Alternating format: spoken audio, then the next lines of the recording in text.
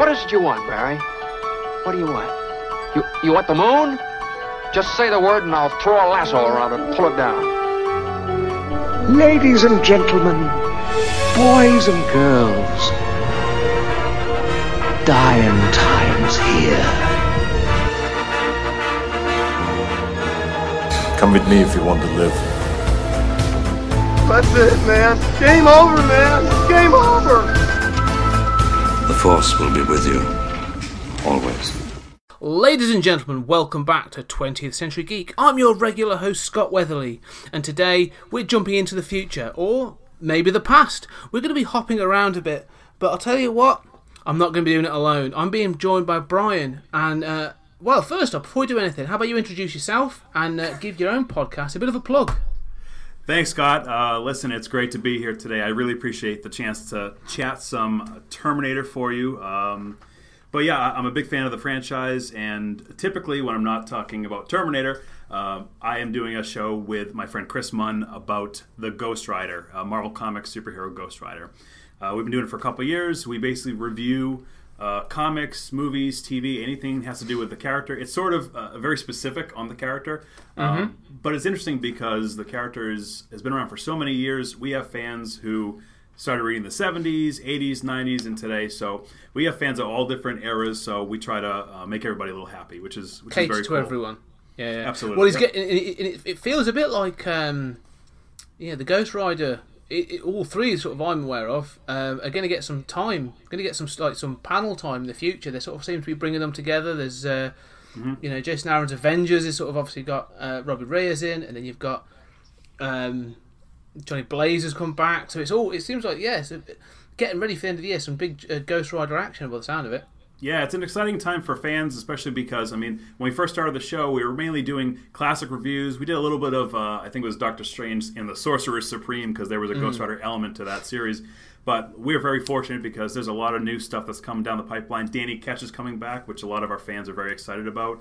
And in a way, Scott, is my two loves between Ghost Rider and Terminator are coming together this year with Terminator Dark Fate. Gabriel Luna, who played Robbie Reyes so well in the Agents of S.H.I.E.L.D. program, is now going to be the primary antagonist in Dark Fate. So it's my two loves are kind of mashing together, which is really great. It's going to be interesting. We'll get to the trailer and everything for Dark Fate. We'll have a chat about that at some point. But let's say, as you said, we're talking about Terminator, and this is going to be over two podcasts. So this is the first part of the retrospective. We're going to be talking about 1984's The Terminator, 1991's Terminator 2 Judgment Day, and 2003's Terminator 3 Rise of the Machines. I will say up front, not going to hide too much. We are going to be covering spoilers, but varying quality, I would say, out of these three films. But Brian, up front, so you're a big fan of the Terminator franchise. So where did you first come across the Terminator? Well, at least here in the States, there was a real big push towards the Kenner action figures in the early 1990s. I'm not sure how it was in other parts of the globe, but I got into the action figures at a young age before I got into the movies, and it's kind of just very appealing to a kid that was my age at the time, seeing kind of an action scenario with all these robotic components. It was very exciting, and I probably got a whole bunch of the figurines way before I even got into the movies. And then the first one I saw was actually not even Terminator 1. It was Terminator 2 Judgment Day. It was the first one I ever saw. So in a way, I was seeing that movie, and my brain was trying to fill in the gaps of what had happened beforehand, as if that was the first movie of everything. Yes. In a way, for a while, I hadn't really seen the first one, which sounds so crazy, but Judgment Day did such a great job of explaining the mythology and the lore. That was my first introduction to that whole series, and since then, I've just pretty much been a fan. Yeah, those toys is early 90s and inappropriate kids' toys like action figures. They were great. Like I say, there was the Terminator series, there was the Alien series. I've got some of the Aliens and the Predators. There was RoboCop, Rambo. Brilliant. I love the fact that basically all these R-rated movies got like basically marketed to kids. Like, you can't see the films, but You can have the toys. You can get Fantastic. the toys. And I specifically have a memory, Scott, where I got one of the vehicles. I probably still have it, too. It's like one of the mobile assault vehicle. And I was telling everybody around, I'm like, this is the car from the movie, which I hadn't seen the movie then. And everyone looked at me like I was crazy. They said, what? What? That's not in the movie. I'm like, yes, it is. See the movie. It's in there. I didn't know. I hadn't seen the movie yet, so... but I still love those guys, which is funny because half of them are just like repaints from other RoboCop toy lines. And it's just so funny, but you can't go wrong with those things. They all had special features too. They would the skin would pop off, and you could make that's your what own. I heard. Yeah, oh, so funny. They were great. They were absolutely fantastic. But I'm similar to you, really. I think it's that thing of. I recently did another review actually of the Terminator, another podcast, and it's the story of. Similar stuff. It was around the early 90s. I knew Terminator 2 was coming out. Yep. There was a lot of buzz for it, a lot of hype. Even as a kid, I'm sort of like early teens, and everyone was talking about it. Arnie was obviously top of his game. 1991, and my best friend's brother was like, "Well, if you're going to see the sequel, you need to see the first one." And so he sort of pulled out the VHS, and we sat down and I watched it, and. It is, as a sort of like, 12, 13-year-old, you watch it, and it's a kick-ass action sci-fi film. Yep. But there are moments, even as a 12-year-old, you're like, yeah, I haven't got a clue what's going on in this bit. I don't understand it. So I appreciate it more going back of course, as an adult and stuff. Right. But we will. I mean, we'll start going through the films. I mean, if we do go back to 1984... Mm-hmm. And The Terminator, starring Arnold Schwarzenegger, Linda Hamilton, Mike Bean, directed by James Cameron, written by James Cameron and Gail Ann Hurd. So this is sort of where it all starts, really. And there's a lot of controversy around this, actually. So, I sort of... there's a... I can't remember the name, it's got my head now, but there's a credit at the end with thanks to... And obviously, when James Cameron wrote this and it was produced and created, it got sort of sent around Hollywood and stuff. Yeah. Someone actually claimed that this was basically stealing the story they'd done previously. Yeah. Harlan Ellison, right? Harlan Ellison, there it is. I knew it was, Harlan Ellison, and that was for the Twilight Zone. Mm-hmm. So, even though it's a pretty original film, but even so, it still had its controversies even in '84. Sure. What's your initial thoughts about this film, about the Terminator? Before we sort of get into the plot, what was your sort of first take of it? My first, so because I had seen it a little bit after the Terminator 2 film, I had obviously had a different perspective. I sort of knew where the story was going. I knew who was going to make it out of the movie, who wasn't necessarily, and it was definitely interesting focusing on the Sarah Connor character. Going from seeing how she is in the second one, where she's a badass who knows the future, and even though everybody else doesn't, she is aware of what's coming, and so her body was transformed, her mind is in a different state, and now you go back to the first one, and you're introduced to this sweet, innocent 19-year-old almost, and doesn't have a care in the world. Sort of, yes, she got a dead-end job, but it's going to get a heck of a lot worse for her. But overall, I mean, the movie is it's a really awesome film, and in general, it's a film that I think you could almost watch the first one, and if you don't have any interest in seeing the sequels whatsoever, you could be one and done, because there are fans who say there should never have been a Terminator 2 or 3 or 4 or whatever. It should just ended right there. It's a perfect story, one and done. So, what do you think about that? No, I think you sort of hit the nail on the head, actually, really, in that it can be seen as a single entity. Like, you could just take it as a one-off sci-fi film, and really in the 80s that was the thing, wasn't it? That the sequels weren't the thing they are today. Right. And the thing, we will run through the plot in a minute, but it always felt like that was supposed to be the intention, because throughout the film, obviously, they make a big thing of Cyberdyne and Cyberdyne being responsible for Skynet. Yeah. And the deleted scene at the end of the film, that when Sarah's being taken to the ambulance and it pans up, and you see that actually the factory that the Terminator was destroyed in is Cyberdyne. Isn't that crazy? It's amazing, and that's it. And I for years, it wasn't until obviously it came out on DVD, on a Blu-ray. Sorry, I saw that. I saw it got on the Blu-ray, and I was like, saw the deleted scenes, and it blew my mind. I was like, so from a Cameron's point of view, it almost feels like it was supposed to be a closed loop. I mean, it's about fate. But, there is no fate, but what you make. and I think it's supposed to like rail against that really. But fate versus free will. That's the big thing with the whole series is fate versus free will. You know, so it's like it's one of those things. This series is so interesting, Scott, is that there's so much to it, especially in the second one. Everything that happens in the second one is not Deus Ex Machina. It's like, you know, if people are making the decisions, and that's the catalyst for moving the films forward, in general, specifically. But they mentioned that in one of the commentaries a while back, but it is so true. It's just like, you know, if they didn't do X, Y, and Z, they wouldn't have gotten there. It's not just, if they had just stayed where they were, they would have gotten killed kind of thing. So it's just, it's really amazing, you know? It is. We'll dig into that in a minute. And so to give a brief overview of the plot then, really, for the first film. As you say, 19-year-old Sarah Connor, working in a diner. Her world is thrown into complete disarray when two beings from the future arrive in 1984 Los Angeles. One is Kyle Reese, a resistance fighter from the human side of a war raging in 2029. The other is a cybernetic organism, a T-800 101 model that has been sent back by the robotic overlord Skynet to kill Sarah Connor in order to prevent her giving birth to the saviour of the human resistance, John Connor.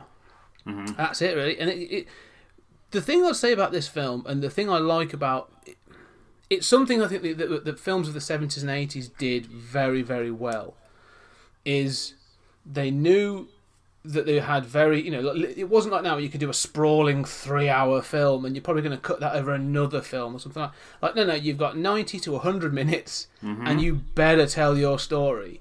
Right. So this story sort of literally, it's sort of like the first 10 minutes, it's like, oh, no, we're set up and we're off. Yeah. And that's it. It just goes. And I think that's the pace of this film. It's so sort of balls to the wall, sort of. It gives you what you need. It feeds you the information throughout. But if you it doesn't care if you're able to keep up. If you can't keep up with it, like, well, we're going on because Arnie's coming after you, and right. Moving on. But it is. I think it's a cracking film from for the era and for the budget they had as well. Absolutely, yes. Yeah, and that's what's the most impressive about it, Scott, too, is not just the storyline, but they were able to get so much out of that using guerrilla filmmaking tactics and shooting almost when they weren't allowed to. Like, I think the last scene of the movie, allegedly, they didn't have the permit to film on the highway at night. Not at night, but at the end. That kind of thing is really interesting when you go back and find out some of the backstory of how they just were able to capture those moments that became iconic, really. I mean, I think, the one thing, I'll be interested in your thoughts on this, being such a fan. Sarah Connor of T2 is almost like a feminist icon. Like, she's a strong, she's an independent woman. She is, I don't want to sound cliche, but doing it for herself, but she is independent. Like, she is fighting for us, and she's a very strong character. Sure. Terminator 1, though, and I'm not saying it's anti-feminism, because I know James Cameron likes his strong female leads, say Sarah Connor, Ellen Ripley. But really, if you think about it, Terminator 1 is two white men coming back to save a baby maker.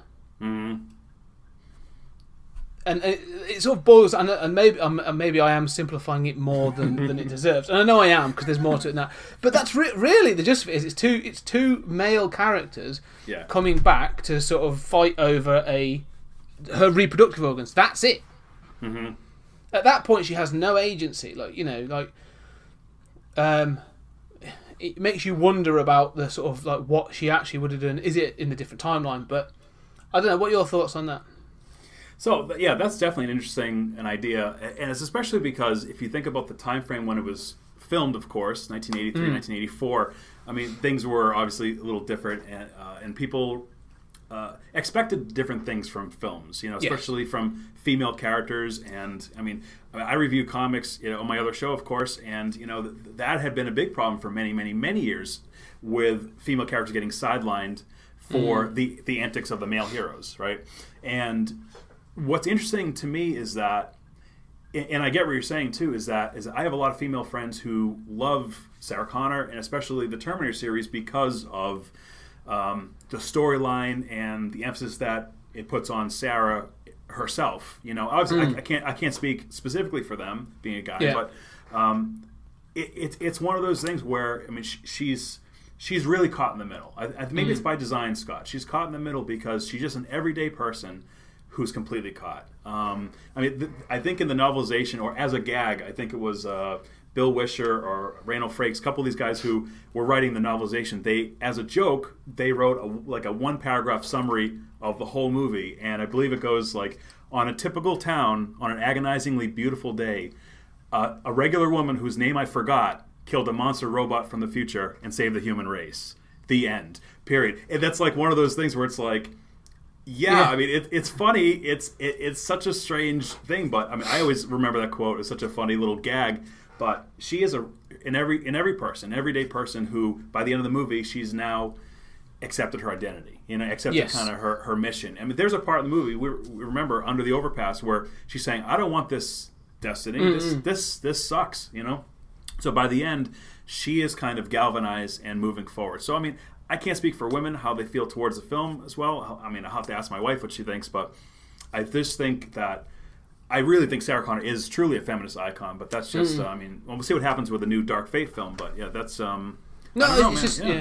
It was just something to throw out there. It was just something as a conversation I was having. I was like, it's an interesting. But as you say, it's a different time. The 80s were definitely a sort of a different era, right? I mean, from character point of view, I do find it interesting that, like you say, she is an 80s fluff character to begin with. Like, if this was a true horror film, like, she'd probably be that she is almost like the Laurie Strode. Like, she could be the final girl, right? And she has got Ginger, her best friend, yes, who. In any other, if this was like a slasher series, like, she'd be one of the first ones to go. The promiscuous friend.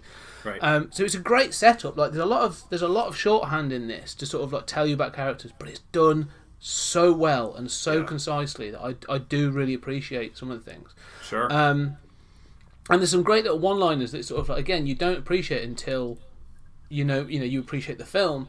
And there's at the very beginning, some kid puts ice cream in Sarah Connor's apron, which is actually really funny, and maybe she's some an obnoxious git, but I find that quite funny. But Ginger's line after is like, think about it this way: in 100 years, who's going to care? Mm-hmm. Well, we know the future, so it's that thing of like, well, in 100 years, there may not be anyone to care. Mm-hmm. So it's little things like that I think are really clever and I really like about the film. That James Cameron and Galen Hurd have really sort of obviously thought about those things, and it feels like a considered script and that sort of thing. That I don't think it gets appreciated as much. People look back at it and go, "Oh no, it's great for this and this," but no, the script itself is actually incredibly well thought out. Yeah, 100%. And you're right. It's one of those things where it's like it was kind of a perfect storm. It kind of came together the way it did. I mean, with Cameron's vision, of course, and the way. The movie role. I mean, just think about it. With Arnold being cast as a T-800 villain, that was obviously it was a stroke of genius. But you and I probably know that it wasn't meant to be in the first place. No. Because the Terminator was what, supposed to be more of an infiltration kind of a being that could blend in like people like you and myself, So and then when Arnold comes on board as a cast member, that just changes the whole dynamic of the film, where he becomes like a tank rather than someone who can just sneak right in and out, and that even changes the visuals 100%. It's really it's unbelievable, It's true. I really appreciate that as well, because my understanding is that when he went to pitch the idea to the execs, like, he took Lance Hendrickson. Yep. So that was his original idea. He was like you say, small guy, sort of like like you say, slight, sort of incognito kind of fashion. Right. And apparently, like I say, when Arnie was being talked about as coming onto the cast, he was being talked about for Kyle Reese. Mm-hmm. And like I say, it's funny. It makes me, when you know that it could have been Arnie versus Lance Henriksen, but the other way around. It makes you sort of realise what was happening when you get to T2. Mm-hmm. When you get Arnie versus Robert Patrick as a T1000, you go, oh, okay, that's sort of what he was going for before then. So right. Yep. But it would have been very different, really. And absolutely. Of course, there's also the casting that was never meant to be of O.J. Simpson as the Terminator. Unbelievable. Yeah. Yeah, that would have been a very different franchise now if that had been the case. Yeah. Yeah. Yep. So I agree. I think it is lightning in a bottle, because I think the cast are spot on. You know, we haven't really talked about it. It's Michael Biehn as well as Kyle Reese. Right. What are your thoughts of him? Because he's not the megastar. He's not the name in this piece, but he's so good. I think he was great. You know, he did a great job because the burden was on him to explain the premise more than anything. You're not going to get it from Arnie. You're not going to get it from Linda.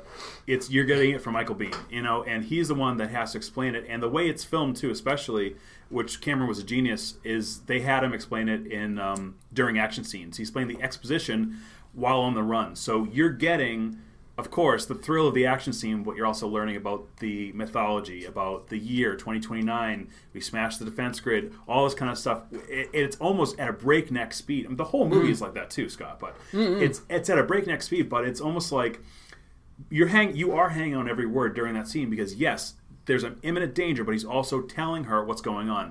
And then they get into the parking lot, and he fills her in on her actuality, on what is really going on. And she doesn't think that she's anything special, but she's the most important person in the world right now. You know what I mean? So it's really, really interesting. So I think Biehn did a great job, and I mean, he credits Cameron a lot with a lot of that stuff, but he really pulled it off. It's because you can tell he's been through a lot. That's what I liked about Michael Biehn. He's been through immense pain, immense suffering, in a world of darkness. It's really a terrific role. It's not an easy role either. No one really had an easy role in this movie, but I just think he did a fantastic job. What are your thoughts? No, I agree. I think one of the things that sort of watching it back this time that I didn't appreciate, I don't think I have appreciated in the past, because you sort of follow the, you know, they're on the run, but the attention's very much on Arnie because that's the badass and that sort of thing. Of course, yeah. But really focusing on the acting, you're right. I mean, there's moments in this film. There's a moment where he's sat in the car and he's sort of like he's watching the drill, some construction crew, and he sees it, and he sort of like, you know, he falls into a dream, and he you know, his dream is that flashback for him, and that dream sequence is him, you know, obviously seeing the post-apocalyptic war, the hell that it is, and then it sort of, you know, it ends with him coming out and cocking the gun, sort of the shotgun and stuff. You get this guy's got PTSD, like, you know, this guy, like you say, he's been through some terrible stuff. Like, he is battle hardened, but you're never entirely sure what he's going to do. So even there's parts of the film, like when he's in Tech Noir and the nightclub, you see Arnie coming in, and you see Michael Biehn, and you're never entirely sure, like, what's his approach going to be. Is he literally just going to be there to run and gun? Like, is he just there just to sort of, you know, what's his emotions going to be like? Because he always looks like he could be a serial killer. Let's be fair. Yes. And so when they finally come across, and he is that sort of, he has that sensitivity, and he has that, you know, he's able to emote. He is so good. He carries the role amazingly. Because the one thing I did pick up on this time is he's come from the past, and he actually says, I didn't see the war, I grew up after the war, so I never really got to see it. So, but he's never seen the world as it is. Like, he's never seen, like, buildings standing, he's never seen cars going, or trains going, or people walking the streets. Yeah. So this is the first time there was moments in this film when you get that he's like, all right, focus. Like, this is my mission. Don't get distracted. Don't get, you know, don't be overwhelmed by what's going on. Like, and I got that from Michael Biehn more than ever in this last appearance. That, like, he's just like, he's on a mission. He's got to shut everything else down, and that's it. And it's Sarah Connor that sort of is the chink in that armor. That finally breaks through to him, and I think that their relationship is so good in this. It's so that, you know, so no, I agree. I think he's an unsung hero of this film. Yeah, and you know, and with him too, especially, is that his whole character obviously it's a fish out of water story for him, because you're right, Scott. He's seeing the world as it is, and even in '84. And it's too beautiful for him to comprehend in some ways, which sounds crazy if you think about some of the crime-ridden areas that he had to go through to protect Sarah. But there's another deleted scene that ended up on one of those DVDs and Blu-rays that was cut out of the movie, where he kind of has an emotional breakdown because things are too beautiful for him to comprehend. He's so used to this destructed world. And it's actually it's a tease towards the... Hey, how's it going? So it's a tease towards the whole future of his reality. Basically, he cannot comprehend things looking so nice the way they are. And so what I was saying was that Cameron they cut the scene out of the movie, but it was going to be an actual leading into what ended up happening in T2 with him, with the main characters going after Cyberdyne, trying to stop it where it started, kind of thing. And he really, because Sarah was like, well, listen, we can stop it now, and he says, no, that's not the mission, this and that, and then he kind of has a breakdown because he just can't see the trees, the nature, the animals. Yeah. He just can't take the fact that things looked so much different, But you're right, but Sarah is the chink in his armor, and it's that's where it's all about, Yeah, and I agree, because I think that when they do finally sort of they get together and they sleep together, and it's sort of like there are films where it could have been cheesecake. It could have been done for the sort of just the ease. You know what I mean? Sort of like, okay, well they've got to have sex, so okay, let's get some TNA in there. Let's have a bit of this. But it feels legit. Like it's she has fallen in love with him, and she has sort of broken through his armor. But more than that, it's almost like him dealing with the pain. Like I can feel that there's that moment of him working through that sort of it's brilliant. Like it's not just the actors. You can tell that Cameron is finding his way, but right. It's spot on. It's so well done. Their relationship is really, really well planned out. Yeah, agreed. Yep. So really, the thing we've talked about Sarah, we've talked about Kyle. Really, obviously, we sort of need to talk about the title character. So let's have a quick chat about Arnie as the Terminator. So we've already said, it could have been very, very different. So he brings a different he brings a very specific aesthetic to this. But what are your thoughts of Arnie as the Terminator? Arnie is great in this because it was kind of a perfect role for him at this time. I think someone calculated the amount of money he may have been earning per word of dialogue in this, and it was a lot because he doesn't speak a whole lot in this one. But what he does say, you really better listen, because he doesn't threaten. He just demands. Yes. Think of the opening scene when he arrives without clothing and he encounters the punks. One of them being Bill Paxton, of course, and he says, "Your clothes, give them to me." He's not saying, "Can I have them?" or whatever. It's a demand. That's what he does. You know what I mean? So, from that standpoint, it's even threatening just on that alone. But then his physicality, his demeanor, and what I like is his acting when it comes to when he's in search mode. I'll call it. There's a part later on where he's searching for Sarah, and it's like he's driving in the car, and his eyes are moving first, and then his head will follow, and then his eyes move back, and his head will follow. He's almost like a not to use the term predator, but he's on the hunt basically, and you really kind of get almost like a machine-like quality out of this performance for what it's worth. Yes, the physicality was there. His the guns and all the suspense, but I think it really kind of helps having him there be like this driving force that never stops, that can't be bargained with, can't be reasoned with, and so on. So it's just one of those things where I think it's, to your point, it's everything together really kind of made this film an iconic movie, Yeah, no, I agree. It's almost like you say, Arnie is, for want of a better phrase, he is the body. You know what I mean? Like he was the first Mr. Universe, and so he knows his physique, he knows his physicality, and then he uses it in this film to perfection. He knows that he is probably like the biggest guy in the room, in pretty much any room. And so, those confrontations or those sorts of exchanges that he has with people, although he's a machine, there's complete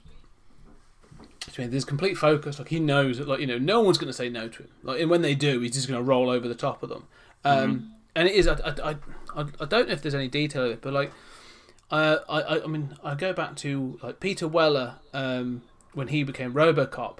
They had a mime coach and sort of a dance coach and everything. How they figured out how should RoboCop move, being this big chunky machine.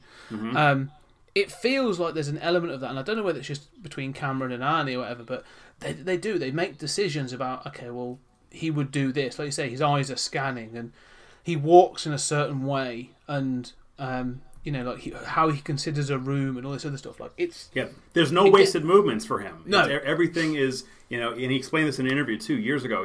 Takes pistol out, takes out cartridge, puts it in. Everything. It's not a wasted. There's no big extravagant movements. It's right to the point kind of thing. And it's like that's a very interesting thing. It's a very machine-like quality. And I appreciate that from the film. But yeah. Yeah, and I look. I mean, again, going back to those details, like the way they use him and the way he gets degraded and sort of like the punishment that his body takes across the film is really, again, like it's staged. Like you are getting glimpses of what you're going to get at the end. So you're building up to the reveal, which is the endoskeleton, the robotic skeleton. You're building up to that. But they keep showing you how tough this guy is. And it starts with like small things. I mean, literally the first thing you sort of see is that he takes a barrage of guns and goes through a window. And you're like, oh, okay, that's badass. And then he runs through like a wall of flame, and then it goes, it escalates. Do you know what I mean? Right. Like, it keeps getting bigger. And I love the fact that when he has ran through that wall of flame, like it doesn't just the organic body is affected. Like he loses his eyebrows. Like in that after Tech Noir, like he has his eyebrows burnt off, and they maintain that for the film. Then it's a weird look. I can't deny it, but it works because then you're like, oh man, this guy looks weird, and that body takes a beating. But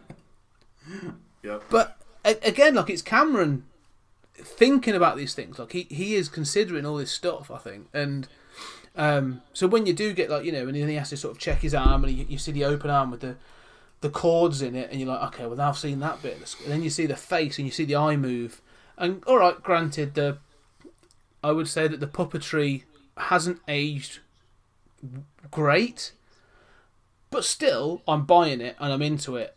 And when you see the robotic eye move, like I'm like, okay, I want to see what is under that skin. I want to see what is under that flesh. It's amazing. Right. Constantly being teased.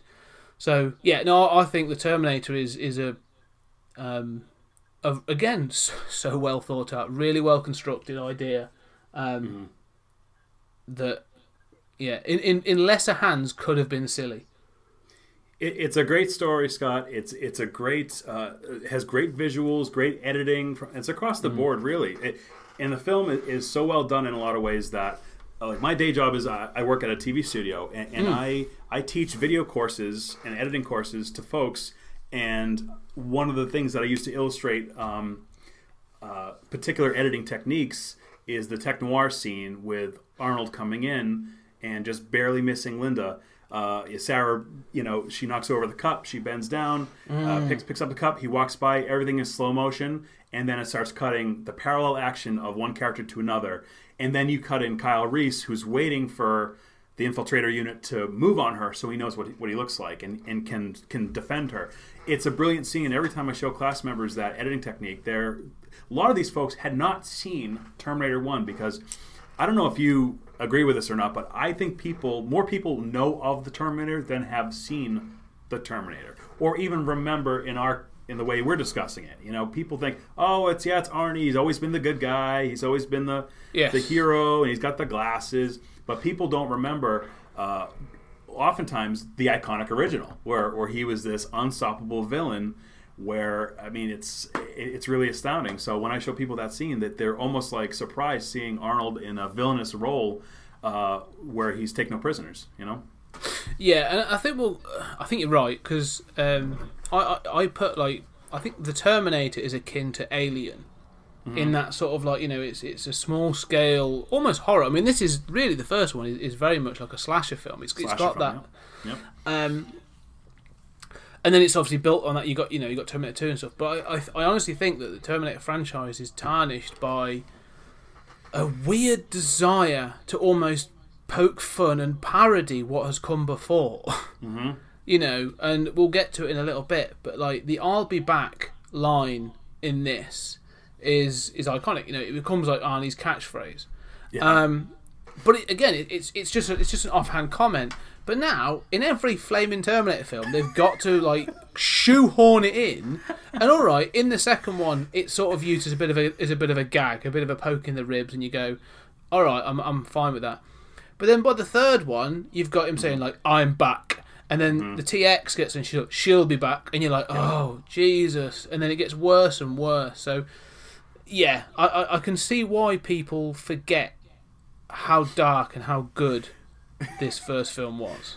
Do you know, when I saw Terminator Salvation, the fourth one, in 2009, the theater actually erupted in laughter at Christian Bale's phrase of that. He said it was an offhand line. I don't think it was meant to get laughs. It was probably meant to get appreciation from the fans, but you got a whole crowd laughing at how ridiculous it was, basically. And I looked around and I'm like, wow, this is... And definitely an interesting experience, hearing that I'll be back, and the whole crowd, it's like a joke, it's everyone just laughing at it. So that's it. So, oof, that missed the mark. Exactly. Yeah, but so that's Terminator 1. I mean, the first Terminator film, and I think one of the things just to round out this first film is that, as we sort of said at the beginning, like this could be taken as a standalone film. I mean, the core concept of this film is. And like I said, we're going to be talking spoilers throughout. But the core concept of this film is actually the war would not have happened. Skynet would not be built without the Terminator having been sent back in the first place. Right. Because the first Terminator sort of instigates the technology which builds Skynet. John Connor would not have existed without Kyle Reese having been sent back because he fathers him. And you get that sort of paradox then. It's called, they get like a time loop or a bootstrap paradox of... Okay, well, what comes first? So it's sort of like, that Terminator arm is what instigates the construction of Skynet, and Skynet gets built, which then creates the Terminator, which then sends the Terminator back, and So, I mean, I saw, when I was researching this before, actually, I watched a video, and it was a sort of a physicist trying to explain some sort of time travel, and someone had said, well, who fathered John Connor in the first timeline? And this guy was like, no, Kyle Reese has always been John Connor's father. That's just how it works. Like, it's a time paradox. It's a loop. Like, it's like John Connor does not exist without Kyle Reese. I know, it's crazy. And you go round and round, and you do, like, you dig at it, you go, that's nuts. But I mean, what's your thoughts on that then? Well, that was a question I was going to throw towards you to begin with. I was going to say, who was John's original dad? When I first was growing up, I was thinking the whole time it was someone else. It was maybe it was Stan Morsky, the guy who canceled Sarah's date way back when, who was actually Jim Carrey voice, by the way, in the movie. But who knows? I used to think it was possibly someone else being the father, and then that sets up a different timeline. And now Kyle is always the father at this point. But now at this juncture, I imagine it probably was always Kyle. I mean, if we go by the rules of time travel movies, which in the most perfect time travel movie of all time is Bill and Ted's Excellent Adventure, right? Yeah, so basically, and they do it so well, where it's like, they're having a conversation in Bill and Ted's Excellent Adventure where they say, well, just remember to put it behind the bush or the rock and it'll be there. Okay, just do it later on. And they go, is it there now? Yeah, it's here. Sweet. And it's like, it would be there theoretically. Yeah. So it's just don't forget to do it later. No, I didn't forget because it's there. So it's just one of those stupid things where, I mean, Sarah says it at the end of part one. She says a person could go crazy thinking about all these time paradoxes, and I think it was the producers of the movie. They called this film "It's a Wonderful Life with Guns." Basically, it's like it's John Connor and his whole role in the future. It's so important that he survived to the future, And the thing that I love the most about this movie is not just what you talked about, Scott, with the paradoxes, but also thinking about the photograph of Sarah Connor that Kyle has in the future. And of course, you bypass the whole idea is why would General Connor be giving this photograph to one of his soldiers? This is a picture of my mother. Here you go. It's weird. It's strange. It is, because it's also, especially when you look at the future, and obviously it's a real it is a case of like, here's a picture of my mother and a box of Kleenex. It's like, I don't want to know about it. But it's clear. Yeah, but it's clean. It's clearly going to lead to something. So, oh boy, yeah, that must have been an awkward conversation. That they unfortunately try to address in a future film. You know, but the thing I like the most about the photograph is Kyle has a line of dialogue in this film where he says he always had fallen in love with her from seeing the photograph, and he always wondered what she was looking at that moment in time when the photograph was taken. And why would such a beautiful woman be so sad, kind of thing, you know? And what I love about this film is that she's thinking about him at that exact moment in time. Because when the photo's taken at the end of the movie, she's thinking about Kyle, and boom, the kid takes the photograph. So it's just one of those things where I loved that concept, the fact that she's thinking about him at that moment in time, and he always wondered what would make her so sad, and it's because of his loss. And I love that. That's what I'm saying. That's why this film is so good. The first one is so well thought out. It's you know, people talk about the perfect movie, and it's not. I wouldn't say this is a perfect movie, but it's close because it ties up so much. You know, and I wish they'd kept in that a couple of the deleted scenes. I can see why they dropped the one about Kyle, having a bit of an emotional reaction because it slows down the pace and stuff. Sure. But just that stinger of showing Cyberdyne would have been a nice, or just keep that in would have been a great little stinger. But well, you know, I in an interview that Cameron had, actually I think it was on the commentary, one of the reasons why they removed the scene that you're talking about, I believe, unless I'm mistaken, was that he was displeased with the acting in that scene by those two, by the two actors who were doing that sequence. He wasn't really happy with it. He says, you know what, at the end of the day, it's not going to contribute to this particular story at this time. Let's cut it. And they were trying to cut stuff anyway, of course, you know. But, he claimed it was the acting that did it. You know, if you see it, it was, you know, he wasn't happy with it. So that's what I heard. That's what from his lips. So, yeah. And he is renowned for being a perfectionist. Like, you know, the guy doesn't... You don't mess with. I don't think you argue with James Cameron when it comes to visual effects and sort of like acting. You just go, okay, well, I'm sorry, I'll do that again. Well, I mean, at the time they probably did, right? Because he was so. I mean, what did he have under his belt at the time? Piranha 2. I mean, so I mean, what was really? I mean, I don't know if he had written First Blood Part 2 yet or anything like that, but he was really new to the business at that time. But when he was an art director in Piranha 2. You know, he started small, and people were starting to respect him as if he was the director because he was a take charge alpha male kind of dude. You know what I mean? Like, this is what we do. This is what we do. And if you don't like it, too bad. Yeah. And he gets a lot of flack, and you know, and sometimes in the commentary he comes off a little arrogant, but you know, but he does know what's up, and the fact that this was his baby. You know, this was his thing. You know. I think he's one of those people in Hollywood that you do think actually you've probably got the right to be arrogant. Like, you know, it's hard not to call him. Like, I couldn't really say he's done a terrible or particularly bad film. Right. So, yeah.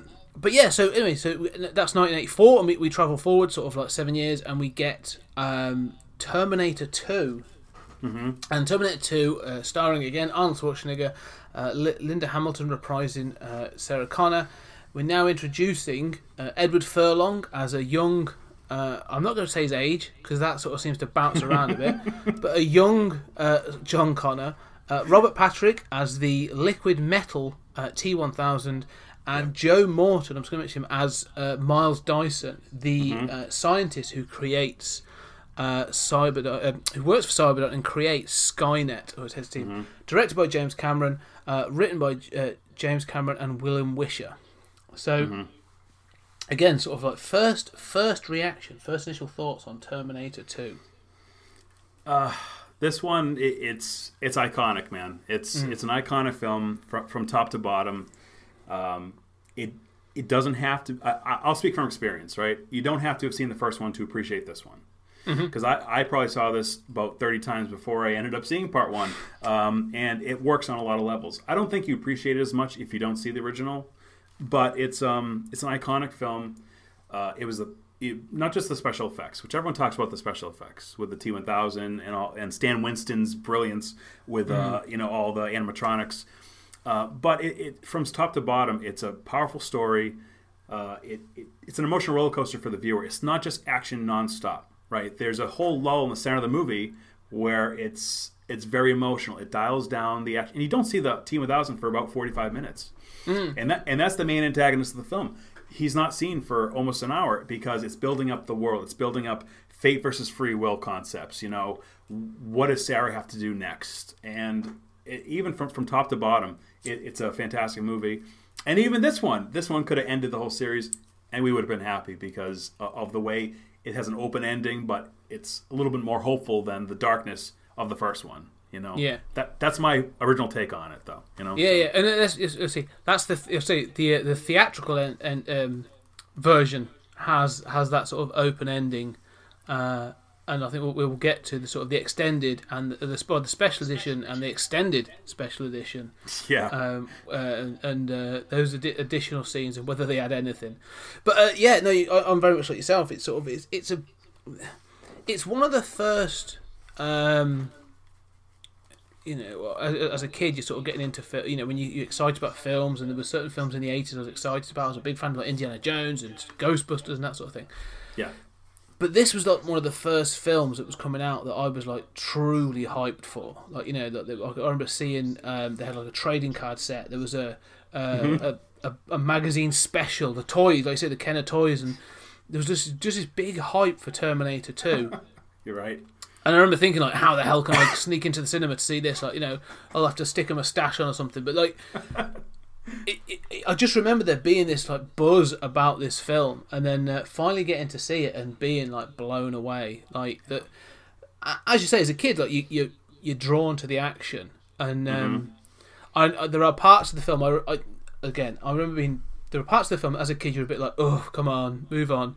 Yeah. And then you get the climax. But now, as an adult, and I watch it, there are parts in this film that are, like you say, really it's so well paced, but the emotional impact of the whole thing now sort of resonates more. And that lull in the middle, as you say, it's not even a lull, but that sort of the quietening down of everything, that sort of like in the middle, is so good and so well done. And sets you up, but not only does it sort of like it brings you up to speed, it gives you a breather, you get some time with the characters, and then you sort of like, okay, you ready? All right, we're off to the finale now. Yeah. And you get like an hour and a bit of like just crazy action, which is great. Right. This is, I think, sort of again, as you said, like James Cameron sort of like he was making his name. He'd done The Abyss, which is a pretty solid film. It's a good film. But this, I think, is still what, for me, made his name. Like, this is him becoming sort of that level, that top tier of filmmaker. Mm-hmm. And Aliens too, of course. I mean, he was slowly starting to ramp up, but by '91 he was firing on all cylinders. So it's really astounding. Yeah, it's such a good film. So to give a quick overview of the plot, really, it's sort of so it's been some years since the events of the first Terminator film. Sarah Connor, now residing in Pescadero Mental Institution, still claiming to sort of know details about the future and the fact that her son is going to be the saviour of the human race. Said son, John Connor, now lives with foster parents in part of California, just outside Los Angeles, and then one day, two new figures are sent back from the future. The first, a T-800, much like the one that came in 1984, but this time sent to protect John Connor. The second figure is the T-1000, a liquid metal Terminator that can turn parts of its body into solid metal objects, and from there it goes nuts. Yeah, absolutely. So, yeah, again, like I say, the concept of this is pretty straightforward. But the thing is, again, as a kid, like, you focus in on John Connor, and I think Edward Furlong probably hasn't had a stellar career, but I actually think he's pretty good in this. Yeah.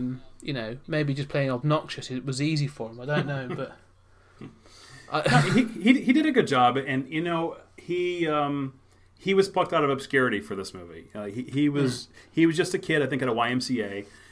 And as legend has it, there was a casting director looking for kids with a great look. And they saw him just kind of hanging around. They said, "Hey, kid, have you ever done a movie before?" And from what I understand, his answer was, "Well, my dad videos my birthday parties all the time." So he he really wasn't involved at all at that point. And the movie, for better or worse, it did change his career, his life. It gave him the movie roles after this. He didn't become as big as a lot of people had expected him to, but for his role, I thought he did a great job because he's kind of a punk. Like he's got some attitude, right? But in a way, by the end, he's starting to take leadership. He's starting to take control in small ways, so that it's not unbelievable that he's going to be the worldwide resistance leader someday. He's not just he's a punk, but he's also living with his foster parents, and his mom is allegedly crazy. So it's I thought he did a darn good job, for what it was. I mean, he was a kid, So, but I thought he did great, So. Yeah, no, I agree. I think he sort of. I think obviously you can tell that he's probably supported by the actors and obviously the crew and everything around him. But as a story arc, he does have an interesting one because he comes in. He's clearly like angry at the world. Like he feels like he's been lied to by his mother.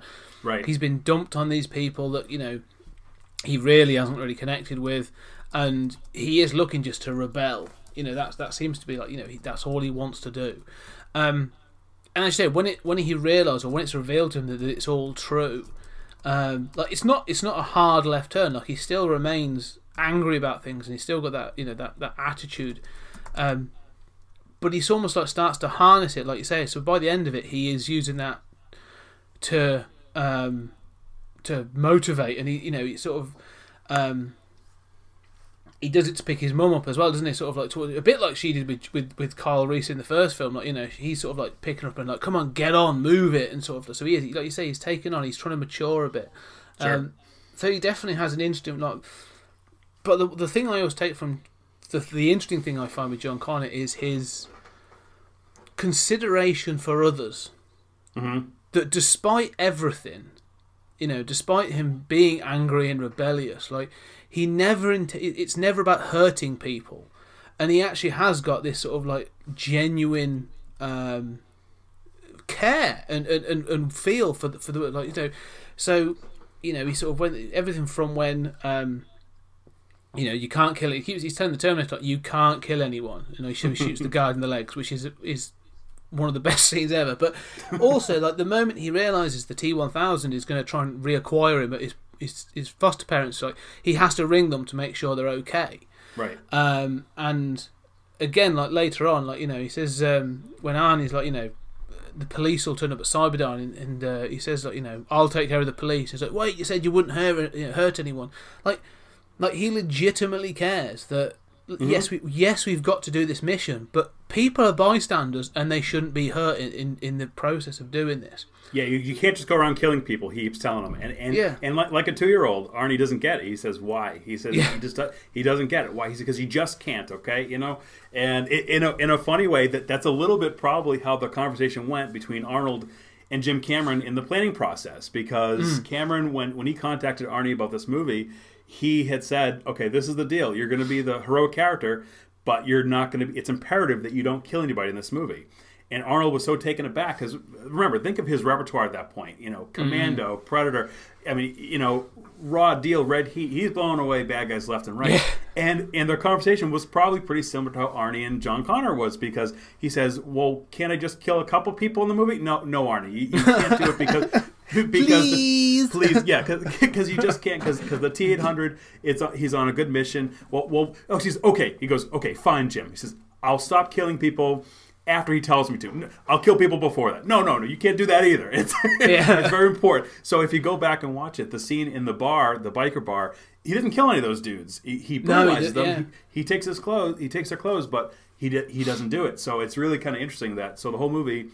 He's a pretty heroic character. Yes, he's okay with maiming folks and shooting them in the kneecaps, but he does not kill people, which is pretty interesting, It is. It's sort of like I say, it's a definite turn, and again, they address that in two different ways. Like I say, it's slightly more in the extended edition, and again, I see why they drop it. But there's a line about him being able to learn. So, like John Connor sort of says to him, says, "Well, if you're going to actually fit in."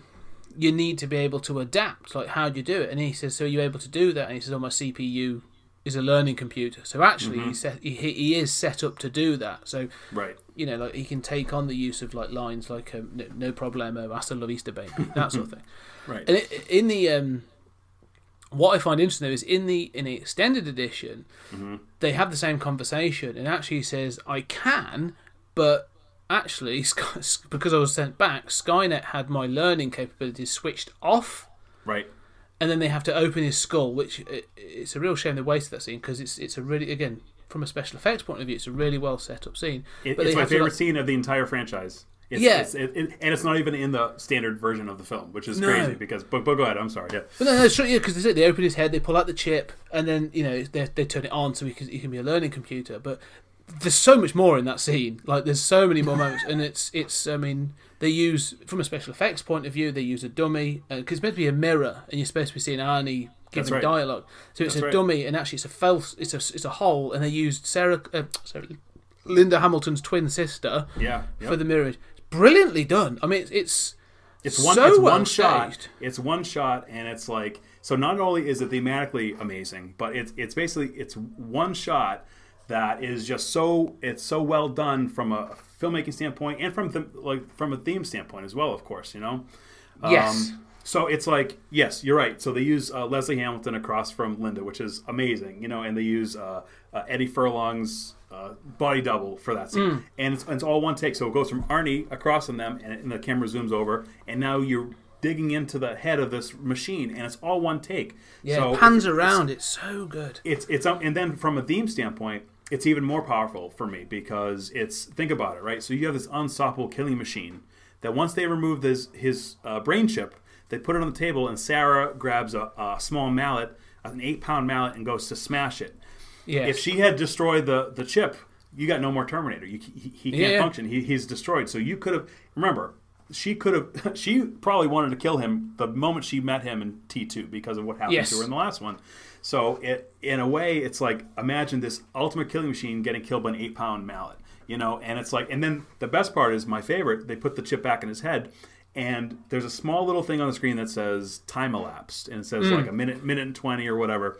And prior to that, John had taken control. He said, "Listen, if I'm supposed to be a great world leader, why don't you listen to my ideas once in a while?" He says, "We need him." And he goes, "No, it's an it. It's this big, it's a big fight." But she basically gives him control, and he takes his first step as a leader. It's brilliant. But they put the chip back in Arnie's head, and he goes, "Was there a problem?" Because he can tell time has passed longer than it should have. And John goes, "No problem whatsoever." And it's a great scene. It's hard to describe. We apologize for going in detail, but I would say for any listeners right now, when you're done with the podcast, pop in your Google machine, go to YouTube, search that sequence. It's the brain chip scene from Terminator 2. It's in the special edition, but it's not the theatrical cut, and it's heartbreaking not seeing it in there because it's a great sequence. Yeah.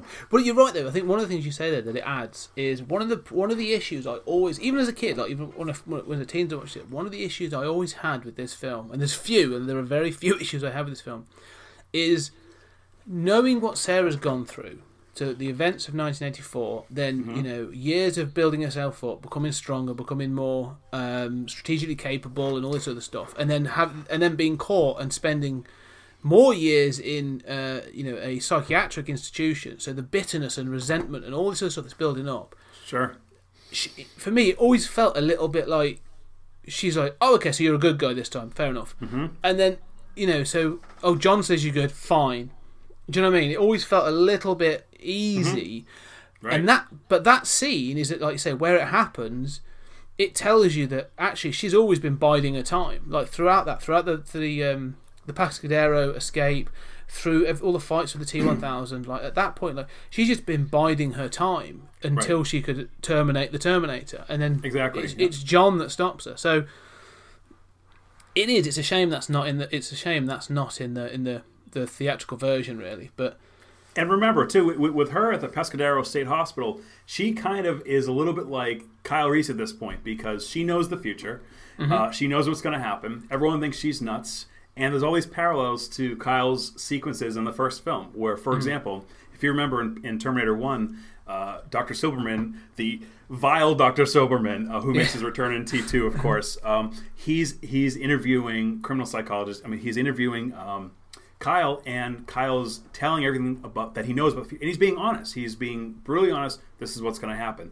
And then he starts yelling and screaming, and then they pause the videotape so that they're right as he's saying he's going to come for her, he's going to tear her heart out, and they pause the tape. Now, if you jump forward to Terminator 2, Sarah is kind of in that role because she knows the future. She's and then at one point in her interview, she's yelling and screaming, "I know what happened, Silverman. It happens." And they pause the tape, and it's a total throwback to part 1, where she has the burden of the future. Even her own son at this point no longer believes her because he thinks that she's nuts.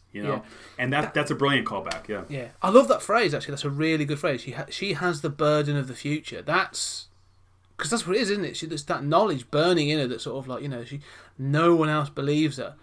I love that phrasing. Yeah, and that's yeah. So it is. It's great to see that in the film, that when she does have that confront, and her reaction as well, because she's been sort of like, again, so stoic, and she's been really sort of pretty badass up until this point. So like right.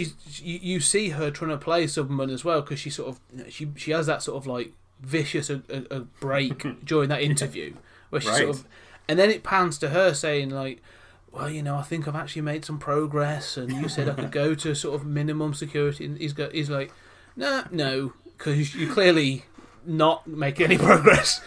Like, he's not a great doctor, but I'm siding with him at that point. And then she attacks him again, and but like you've seen, like she's clearly not stable, but she's capable. Because then she escapes and she takes them all on. It's all really well planned. Right. The moment Arnie steps out of that lift, like you see it in her face and her reaction, it just goes away. And like she turns and runs, and she's like, it's again, like, it's a really good scene. It's a really powerful scene that this woman the scene is probably burned in your head too, just like it is mine. With he steps out of the lift, the elevator, and it's slow motion, because Cameron's brilliant when it comes to slow mo, because slow mo it gets a bad rap because nowadays people like Michael Bay and all these other producers, they use it for action sequences, right? But now you have Cameron using it for suspense. He's using suspense to build up, and it's totally stunning. It's almost like when you're in a car accident, for example. It's like they say that it's almost like time is slowing down. Sometimes when you're in a car, it's like you experience things totally different. So it's brilliant how he does it. Yeah. It's so well done. I mean, and again, I like full props to Linda Hamilton at this point, because everything's written on her face, like that fear and that confusion and everything. Because the moment like John then comes out and sort of John's kneeling over her and sort of saying like, "No, mum, look, it's fine. Like he's on our side," and she's just looking between John and the Terminator, and you can see on her face she's like, "I haven't got a fucking clue what is going on," and it's not actually again until the T-1000 turns up that it seems to fall into place for her a little bit. And I also like Dr. Silverman's response, because we haven't talked about it, but Robert Patrick playing T-1000 again wonderfully, like to the T, perfectly well done, this guy. Right. But as his liquid metal like molds through a barred gate, and sort of then like Arnie's like, he's here, so we've got to go, and she sort of looks and goes, "Oh, okay. There's something worse. Okay, we better move." Yeah.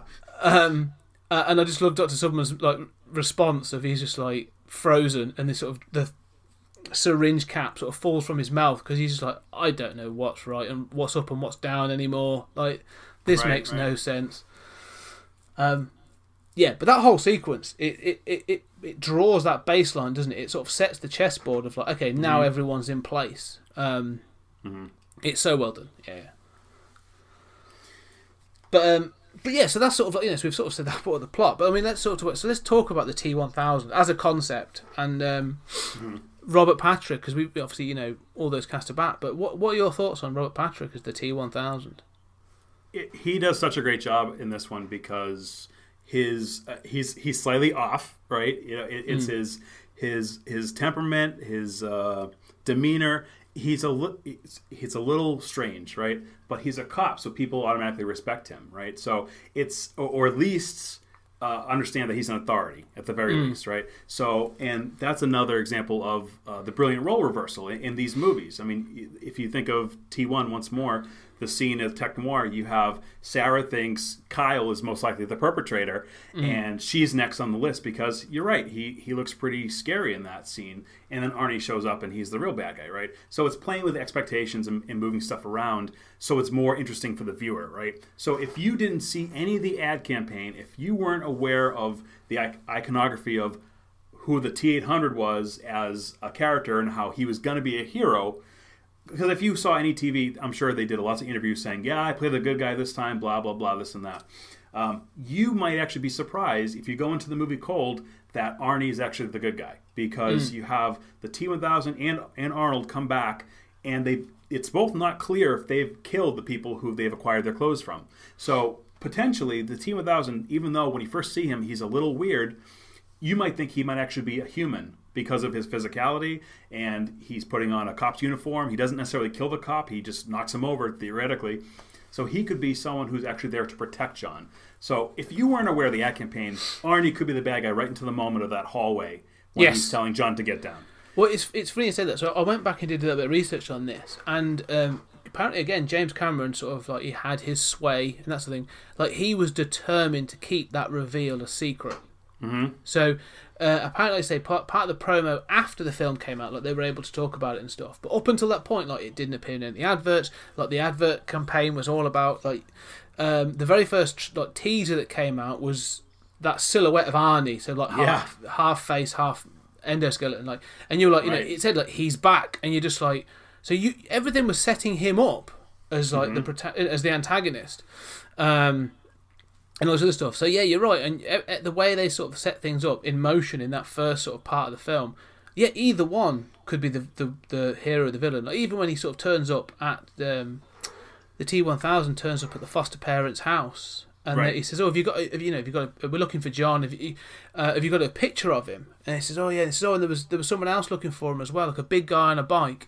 And he says, "I wouldn't worry about him." And it's like you think, oh, so he's aware of him. So you know, it could be like that whole scene in the mall where. So again, sort of to bring it up to point. So you know, John Connor's sort of been out, basically sort of like being a rebel with his mates. He's stolen money. They've shown his tech capability. Yep. And you know, he's being hunted down by both the T-800 and the T-1000, and. He runs because he sees Arnie, doesn't he? He actually he runs because a cop is looking for him, which is Robert Patrick. Right. And then when he runs into that hallway, and again they use that sort of slow-mo of the slow motion of Arnie comes out, John Connor turns, and you see the T-1000 walks out as Robert Patrick is the policeman. And then Arnie just says, "Duck." And then he sort of, you know, he dropped the rose. Get down. And then he starts shooting him, and you see the sort of the for the first time the liquid metal effect of the gun. Which is brilliant. Yeah, he paces it all so well to that reveal, because at that point, like you say, it really is sort of like well paced. I hadn't really thought about it in that way before, but yeah, it's all well done to build to that reveal, really, hasn't it? Which would have been, in fact, I was going to say it would have been, that's something that would have been blown. But there are several Terminator films now where the twist has been revealed quite early on in the advertising campaign. So they clearly didn't learn from the benefits of Terminator 2. Yeah, totally. Yep. Yeah. So you know, what are your thoughts about Arnie coming back as the good guy though? You know, does it work for you? Is he? You know, is he better, worse? How does it work for you? You know, it's a tough question. At this stage of his career, I was more familiar with him as a protagonist, as a hero, as someone who was stopping the bad guys, basically. So from that standpoint, it fit him well, you know. And I think this was, out of the series itself, this is the best. When he's a good guy, this is the best one, because he kind of like, he really plays it down the middle, because you don't know, he could very easily be killing people to accomplish the mission. As long as John's okay, and potentially Sarah, but that's not even a really concern. All life is expendable to him. You know what I mean? So so he does still play with that as if he is a killing machine. Like he's not going out of his way to help everyone else, help little old ladies across the street or something like that. But no, I thought for this one it worked really well. and it's compelling. And what's interesting about this one too, Scott, is that think back to part one, right? In part one, the Terminator there's so much punishment and damage inflicted on him, and it's a sense of horror. It's like this guy is not stopping, and he won't stop until we're dead, kind of thing. And it's terrible, right? You flash to this one and think of all the scenes where he's getting beat up by the T-1000.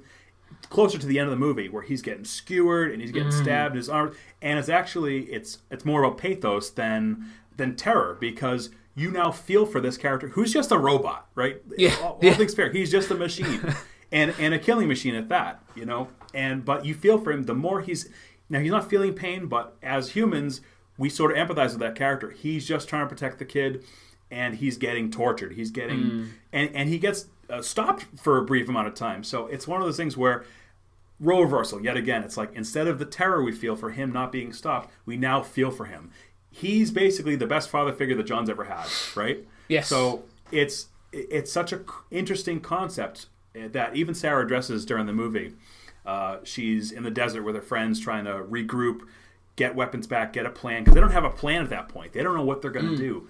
And she has the nuclear nightmare, but she looks at Arnie and she looks at John and she goes, out of all the would-be fathers, this is the only one that actually stepped up, basically. It's like he's the only one that measured up. In an imperfect world, he was the perfect choice. It's such an interesting concept that the killing machine, the same kind that was trying to murder her in the first one, is the one that's he would die to protect John. And one of my favorite scenes is kind of like a little understated scene. It's at the gas station just after the brain chip scene, where he's spending the entire night with a shotgun on his shoulder, looking out the window and watching just in case the T-1000 comes. And he's there to protect John. And it's unbelievable where he won't stop. He won't move. That's his mission. And it's incredible, really. So I thought he did great as the protagonist in this one. Yeah, no, I agree. Again, I think sort of like there's certain tonal moments that that they play really well, and again, I think all characters in this have all the protagonist characters have an arc in this film that's really interesting, and they even give one to Arnie as the Terminator, because they've obviously enabled him to learn, or he's supposed to be able to learn. Right. So he does become more human. So he does, like you say, you do have more empathy for him by the end of the film, because you do see him. Having emotional is probably not the right word, but he's having a more emotional relationship with John and Sarah. Right. And probably the one with Sarah is probably a bit more of like grudging respect than friendship. But it builds to that line at the end, which could have been like really cheesy, again in the wrong hands. And I think what I'm building to is that thing of sort of says, I now know why you cry. It's not, it's something I can never do. Mm-hmm. But it's that, like you say, that understanding of like, I now understand your emotions. I understand where you're coming from. Right.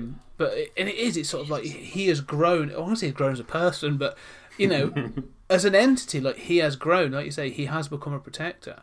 Sure. One of the things that I this was a few years ago. There was a big thing, obviously, with the Transformers franchise. Yeah. And when they had Bumblebee became the sort of like the breakout star of that, and with Shia LaBeouf, and they were like, oh, it's the boy and his robot and that sort of thing. It's amazing. Right, this is typical of the Transformers. And even then, I was like, no, Terminator 2's already covered this ground. So yeah, and it's a boy and his robot. It's the Iron Giant. It's it's that sort of thing. It's almost become a bit of a trope now, but I totally agree too, because just to interject real quick is that you're right, it is a trope in some ways, because you have action heroes protecting innocent people, or especially young children, right? Yeah. And I've seen that in a lot of things where it's like, it's okay that they're killing bad guys because it's protecting the kid, kind of thing. Yes. And we know that, I mean, even go back to Commando with Arnold, he was going to save his daughter Alyssa Milano, and it's okay that he's murdering a whole army of bad guys because it's in the name of his kid, basically. It's like, because you would do anything for your kid, I'm sure, but it's one of those things where it's like a boy in his Terminator sort of thing, and it's just one of those, if I could even draw parallels to the comics films, Ghost Rider Spirit of Vengeance was a movie that many people, that's the sequel of with Nick Cage. There's a young child in the movie who, I mean, they make him Danny Ketch for some reason, whatever, it is what it is. But there's a lot of fans say that that movie is really kind of in the same vein as Terminator 2 Judgment Day, because you have this powerful entity who, first of all, wears a leather jacket and rides a bike, first of all. Yeah. who's protecting a young kid, and it's okay that he's able to beat the bad guys because he's doing it to protect the kid. You know what I mean? So it is a little bit of a trope, but I think T2 did it such a great way. You know what I mean? Agreed. Totally agreed. I love it. I think it's so well done, and the relationship between Arnie and Ed Furlong in this film is really masterfully done, and it's really touching. Like, you know, it feels that, you know, so when Arnie as a Terminator has to sacrifice himself at the end, like, you know, you feel, like you said, he's a robot. Like, I shouldn't feel this, but you do. You are sort of like going, oh my god, I'm getting a lump in my throat thinking about that. It's ridiculous. Exactly. Many tough guys suddenly had a little bit of something in their eye at that point. You know, maybe something was raining on their face. Who knows? That's right. Popcorn dust got me eye. That was it. It was. Of course, you know, and it's so sad because it's like, I mean, from a character standpoint, that's all Sarah Connor wanted anyway, was basically to kill this Terminator when she first met him. And in some weird way, she kind of got her wish by the end of it, but now instead of being grateful for it, now it breaks her heart to do so, because look at how John's reacting. You know what I mean? So she's the one, she has to press the button. He can't self-terminate, you know? So she's pressing the button to lower him in, and it's heartbreaking for her, which, meanwhile, 2 hours earlier in the film, she would have done it in a second and a half. You know? Yeah, which is almost. I think that's almost another reason why that other scene should have been kept in, because it's that sort of like juxtaposition of her transition from happily smashing his CPU with a lump hammer to that's right. You know, not wanting to kill him and sort of like struggling to do it. That's the other thing we talked about. Her, you know, the story. Her story arc is bizarre. That it almost follows the Terminators to an extent as well, in that she's almost like disconnected herself from society and things. So hers is almost a more humanizing, you know, redemptive story as well. Sure. I don't know what your thoughts are on that.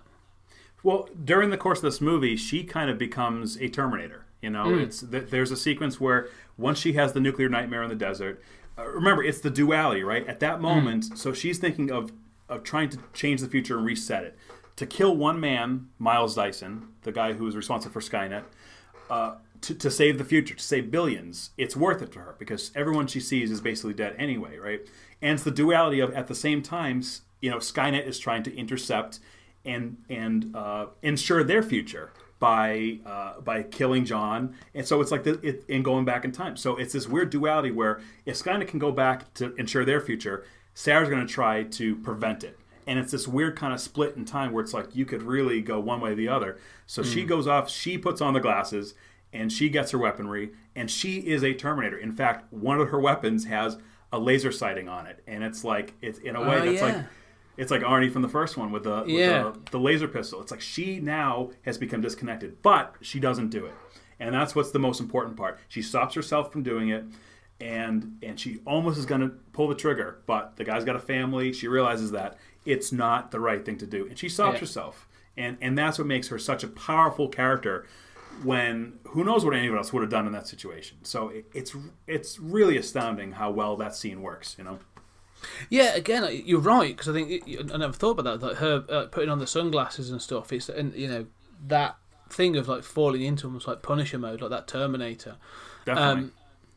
And I do love that scene, like I say, when she attacks the Dyson home and she's shooting it up, and then like she drops one gun, picks up the net, and it almost goes back to, as you said before, like in the first film, that like there's no wasted movement. It's just like drop the gun, pick up the next gun, keep firing. Right. And it's when she breaks in, and Miles Dyson's son is like lying over him to protect his own father, and she starts to sort of like have that, you know, she breaks down, and luckily like John and you know the T-800 turn up to sort of stop her. Right. Yeah, it is. It's an emotional roller coaster, because, like, say, for her, she's like, look, I can kill this one guy. I could save billions of lives. You know, like, but just that one, just pulling the trigger on that one person becomes incredibly difficult when you're sort of in the moment. Right. Because at the end of the day, Scott, these movies. I mean, people might not fully understand why we might appreciate these movies, but they're not about the robots, really. I mean, it's mostly about humanity and what makes us human versus what makes us cold and almost machine-like. And that's what I think is really cool about these films. Not to like oversell what these films are about, but it's, yes, are there cool robot fights and laser guns? Yeah, and that's awesome, and that's great. But there's also a great human component that's super compelling. It's one of the reasons why these movies did so well at the box office. I mean, they tore the house down box office-wise. So it's not just explosions. It's like there's heart there, Yes, I agree. Because and this is the first one of the things that drives me nuts in modern films. That seems to be a bit of a thing at the moment, and I'm trying to think. There were some examples I watched recently that just drove me mad. Is undercutting. It. In fact, It Chapter 2 is a really good example of this, of using humour inappropriately to undercut tension or horror or suspense or something like that. They'll go, okay, well you've had your scare. Now it's a joke. You know what I mean? And it's like, yeah. Or even I'll even go as far as like Thor Ragnarok. Right. Yeah, it's a great film. It's good fun, but the whole film is about the death of hundreds of people on Asgard, and yet there's still loads of jokes at the end, and you're a bit like, I'm not sure I'm getting the tone of this. But in this, there are jokes. Like there is humour in it. Yeah. But again, it's well paced. It's well timed. Like even at the end, Arnie gets to make some jokes. Like the Hasta La Vista, baby. So the T-1000 gets coated in liquid nitrogen and is frozen. Yeah. So him using a one line of Hasta La Vista, baby, and shooting him and shattering him, it should be cheesy as balls. Like, and it is to an extent, but it's still a sort of like a fist pumping yes moment. Right. And at the end of it, like you say the T800 takes an absolute battering from the hands of the T1000. And then he still comes back for that heroic moment. And then John's like, you look like shit. And he says, I need a vacation. And again, like, it could be stupid, but the timing of it is perfect. And it's not lingered on. It's just a da-dum, move on. And then it still gets that emotional beat at the end. And I just think it's that thing of, like, knowing what buttons to press at what time. So, okay, here's suspense, here's comedy, here's, empathy, here's horror, da-da-da. And I think Jim Cameron does it brilliantly in these first two films. Absolutely. Masterfully. Yep. Totally agree. Yep.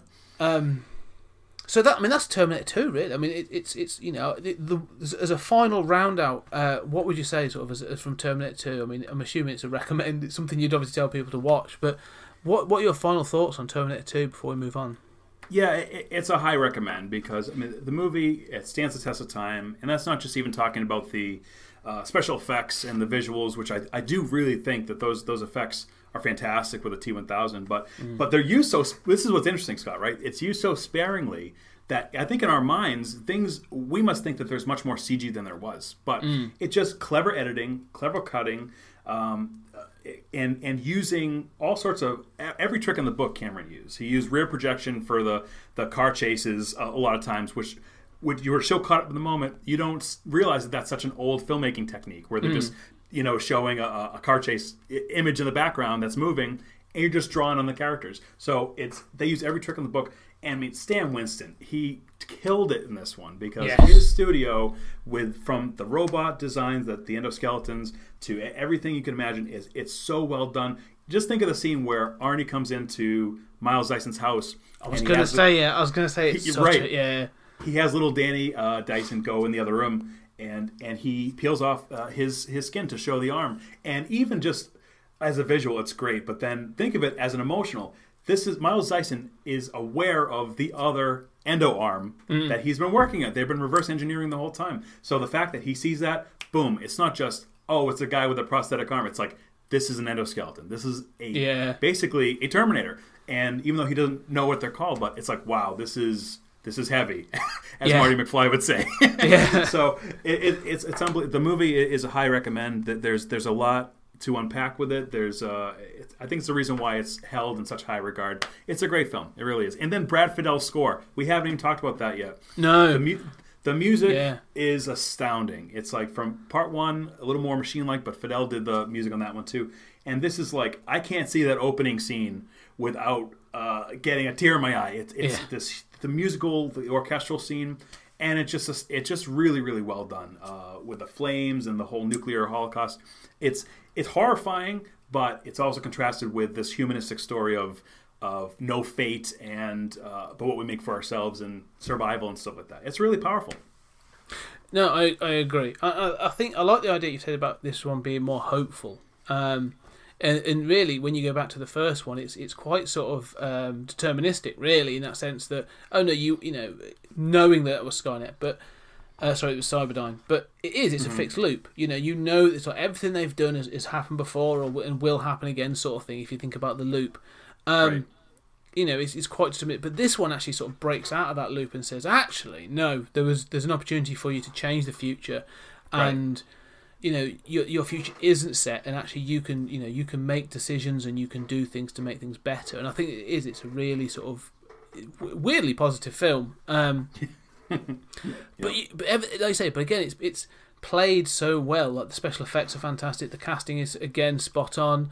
And again, things like you say are used sparingly. Like, you know, they I think Jim Cameron knows that you know, the T-1000 special effects are good, but they only need a certain amount of time on screen. Like, they would wear quickly, right?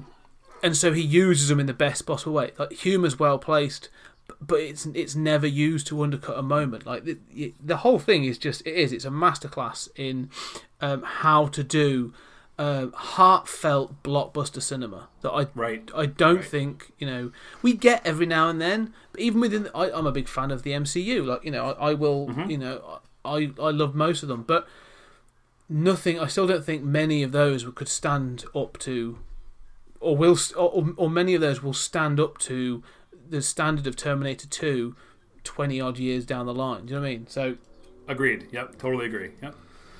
So we've talked about Terminator 1 and Terminator 2, which we both agreed are, you know, incredibly good films. And, you know, it could have been the end. That was it. I mean, you know, one of the things we haven't talked about is in the extended edition, there is actually an alternate ending. As you say, the theatrical version is open-ended. It's them leaving the steelworks, and there's a voiceover from Sarah Connor. Yep. About the road being open to her. But in an alternate version, there is a skip to 2029, and we get to see an old Sarah Connor at the playground, where she had the atomic nightmare, nuclear nightmare, and you get to see the guy who played John Connor in the flash forwards and stuff during the film as a sort of a different person with children and all this other stuff. And it's quite, again, it meets that hopeful thing, but it was supposed to, I think, clearly supposed to draw a line under it. And they've put money into it. Like, these guys are wearing like futuristic-ish costumes, and they've aged up Sarah Connor and that sort of thing. So the choice not to use it is interesting, but it clearly shows that there was a thing of like, no, we want the open ending because there might be more money in this. So I don't know if listeners are aware of the scene, because it's somewhat hard to find in some ways. It's not on all the versions of the film. You know, it's with my very first Terminator DVD for T2, it was the T2 Ultimate Edition, they called it. Yes. And you could watch the theatrical cut or the special edition, right? Now, to get to this ending we're speaking of, which is a hopeful flash forward to 2029 when everything is hunky-dory, everything is beautiful, and John Connor's a senator, and Sarah Connor's 100 years old, and everything's great. It's you know, you had to actually input the date of Judgment Day into the DVD remote to access it. So it's a little bit of an Easter egg, which I miss so desperately in many DVDs nowadays and Blu-rays, but that's beside the point. It was a little bit of a hurdle to get to it, and once you do, it's a sequence. Do you want to describe a little bit more what the sequence is about? It's very short, but it's like, what is it? It is literally just Sarah Connor sat on a bench. It sort of mirrors what she did in at the end of the first film. It's her sort of I think it's creating a tape, or it might be a voiceover. Right. But it's her sort of sat on a bench at the park in the future. She was obviously there for the atomic holocaust, and she's watching all these children play. John Connor playing with his daughter, and she's relaying how she still has this memory of these things from a future that never happened. Right. But how, like, she's like, okay, well, they happened, but they didn't. We were able to change that future. And now John, instead of being the leader of the resistance, is leading from the floor and using sort of like compassion and common sense and all this other stuff. And it is a very hopeful and sort of, you know, it's a very happy ending. But having watched it, I did watch it. I watched the sort of the Ultimate Edition recently. Put the code in, and I watched it for this, and it doesn't fit. It's a nice ending, but I don't think it fits because of that idea of sort of like the intent of the film. From my perspective, is that it says that the future isn't written, is what she actually says. But that by showing us that happy ending, sort of says no, it is, and it's now a happy ending. So it's sort of. So I prefer not to see it. It's worth tracking down if you can see it, just to sort of for completionists. But sure. Yeah. What are your thoughts? Well, it's interesting. It's definitely it would have finished the series. That's for darn sure. Yeah, because that may not be a bad thing. Yeah, right. It flash forwards to the future. It's a little less ambiguous, Yeah. And I think the ambiguous ending is the way to go. But it's a little more definitive at saying yes, we did the right thing. We ended the future, and some sci-fi fans would go, well, that's ridiculous because the future is in flux. Like you had to have had Judgment Day happen in order for all these movies to happen, unless you're talking about timelines branching off and that kind of stuff. Yeah. So it doesn't work on a lot of levels, but the main thing that people complain about is, and my friends especially, is the elderly makeup that they put on Linda Hamilton. Yeah. It doesn't fully work, and it's tough to do that, but it kind of doesn't work. And Cameron actually had a comment about that. He said that he realizes the trick to that kind of a sequence is you really kind of need to show a character. If you want to show them different stages of their life, you can do that, but you kind of need to open the film with them being an older person already. And then you can jump back to them being young. Now, I'm referencing a Cameron movie that came out a few years later, Titanic. Yes. Rose in Titanic, you see her as an older woman who's had a full life, and then you jump back to her as a young woman. And then it's bookended by another scene with her as an older lady, and that's really the heart of that film, and that's a Cameron trope, Now, he realizes that didn't really work for Sarah because we never saw her as an old lady. We saw her as this badass soldier and everything, and suddenly you jump forward and she's an old lady. So if you're going to pull off the trick of jumping different parts of someone's life, you got to tease at the very least them at that stage of life at the beginning, which wouldn't have worked for Terminator 2 anyway, but he says that was the big flaw of that scene. So he was glad it was ambiguous, So I have to admit, the first time I saw it, the first time I saw this, and again, it was actually on the Ultimate Edition of the DVD. I've now got the Blu-ray, but sure, I remember watching it, and it pans around, and you get to see the John Connor grown up, and he's playing with his kids or whatever, and it pans up, and you see like the skyline of future Los Angeles. Right. I was convinced that you were going to see a flash and a nuclear cloud. Wow, I was like that's how out of tone I felt that it was. I was like, oh, this is ridiculous. Clearly, that I'm going to see Judgment Day, and that's what I was hoping for, and that's what I was expecting. And when it didn't come, I was like, oh well, that was a waste of time. But yeah, that would have been a gut punch, huh, Scott? It's like it's a happy future. Dead. Yeah, that seriously, that would have felt more in line with that sort of deterministic fit. But maybe that's just me. Maybe I'm just sort of that cynical. You're a dark fellow, my friend. Yeah. But so that's Terminator 2. I agree. I think it's a fantastic film. I highly recommend it. And anyone who just thinks, oh, it's an Arnie action film, really needs to go back and experience it because it's worth doing. They've recently, done the 4K edition where they've sort of gone over and done a load of things for the theatrical version. Sure. I saw it on the big screen when they did the re-release. Awesome. I highly recommend it. So yeah, yep. But jumping forward, we get in 2003 we get Terminator 3: Rise of the Machines, starring again Arnold Schwarzenegger as the T-800 yet again. Nick Stahl coming in as John Connor. Kristana Loken as the TX. Claire Danes as I've forgotten her character's name. Kate Brewster. Kate Brewster, thank you. Directed by Jonathan Mostow, written by Michael Farris and John Braccato. Initial thoughts on Terminator 3? So this movie it kind of came out when it was like the perfect time for me as a Terminator fan because I was in school, I was studying film more and kind of learning about directing and editing techniques and stuff like that. So, I mean, as a film fan, like I was just into a lot of movies anyway. So when I heard about the Terminator 3 coming out, I was equally parts excited and nervous because there wasn't a whole lot that I thought they could do to move the story forward without me getting like upset, right? Because if you're going to tell a sequel to Terminator 2, one of the greatest sequels I think that's ever been made, you're going to piss off a lot of fans. Whatever you decide to do, whether it's moving the story forward in one way or another, especially trying to get cast back together, that's always an issue, especially it's been so many years have passed. Was Arnie going to come back, for example? They weren't exactly sure what was going to happen. So it came out. I was like a diehard Terminator fan, and then I gave it a fair chance when it came out.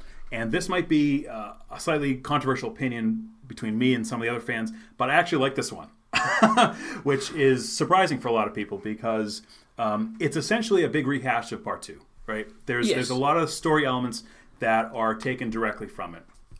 And it's very derivative in a lot of regards where it was, you have a protector, you have John, and you have an evil Terminator out to get him, who has similar abilities, kind of. They have a polymimetic skin, they can change their appearance and stuff. So there's a lot of things that don't work for this. Their attempts at humor, you mentioned that a little earlier, right?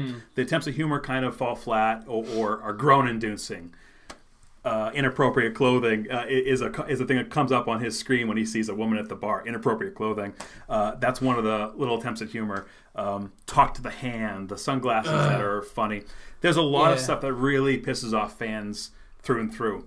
But for me, what saves this movie is some of the acting, because people like Claire Danes, she's not an action star. I'm not a diehard fan of hers, but in rewatching it, seeing her reaction, she's kind of the audience. She's sort of like the outsider, being like, "What's going on here? This is crazy. I don't believe any of this stuff." So she did a pretty damn good job, in my opinion. So the acting, I think, is pretty good for most part.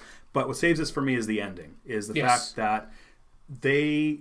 And I don't know if we're talking spoilers. It came out in 03, go full spoiler. Yeah, I've already put the board. We are talking spoilers.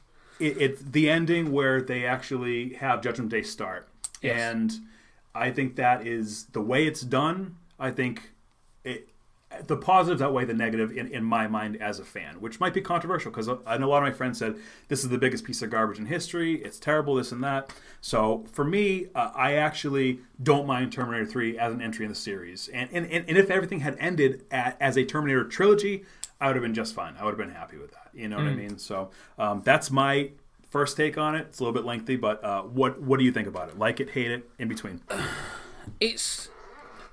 I know where you're coming from. And there was a time when I would say, dead against this film. That I was one of those people that was like, what did they do? Like, this is the worst, junk, derivative nonsense they could have done. And I was like, dead. And to the extent of, I actually remember seeing this in the cinema and then not buying it on DVD or anything. I was like, no, I am, like you say, this is just the first two, that sort of thing. And then after a while, I was like, maybe I should go back and watch that. I was a bit, it was a very sort of instant reaction. Let's go back and watch it. And I did. And I have watched it several times since. And I obviously watched it recently. And I do feel I have softened on it. But I think you're right. You hit the nail on the head when you said that the humour in this is groan-inducing. Yeah. And that's my biggest problem with it. Because, again, some of the action in this is really good. It's really solid. Like that fight, the third act in this is actually pretty solid. Like there's not much I can fault it for. And that the ending, that sort of the actual payoff is really interesting that they go there. But it's sort of that thing of they keep doing things that I'm a bit that's head scratching to me. And they give character choice where there's two things I've tried to hammer home for the first two is the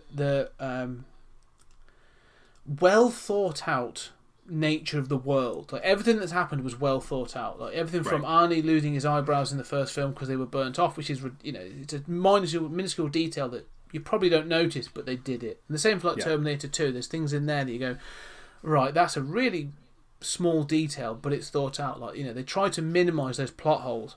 Yeah. In this, there's moments where they must have just shrugged their shoulders and gone, no one will notice. No one's thinking about it. I wouldn't worry about it. And again, like you say, and you might be able to there may even be things that you can explain to me in this, but there's things. It's just about.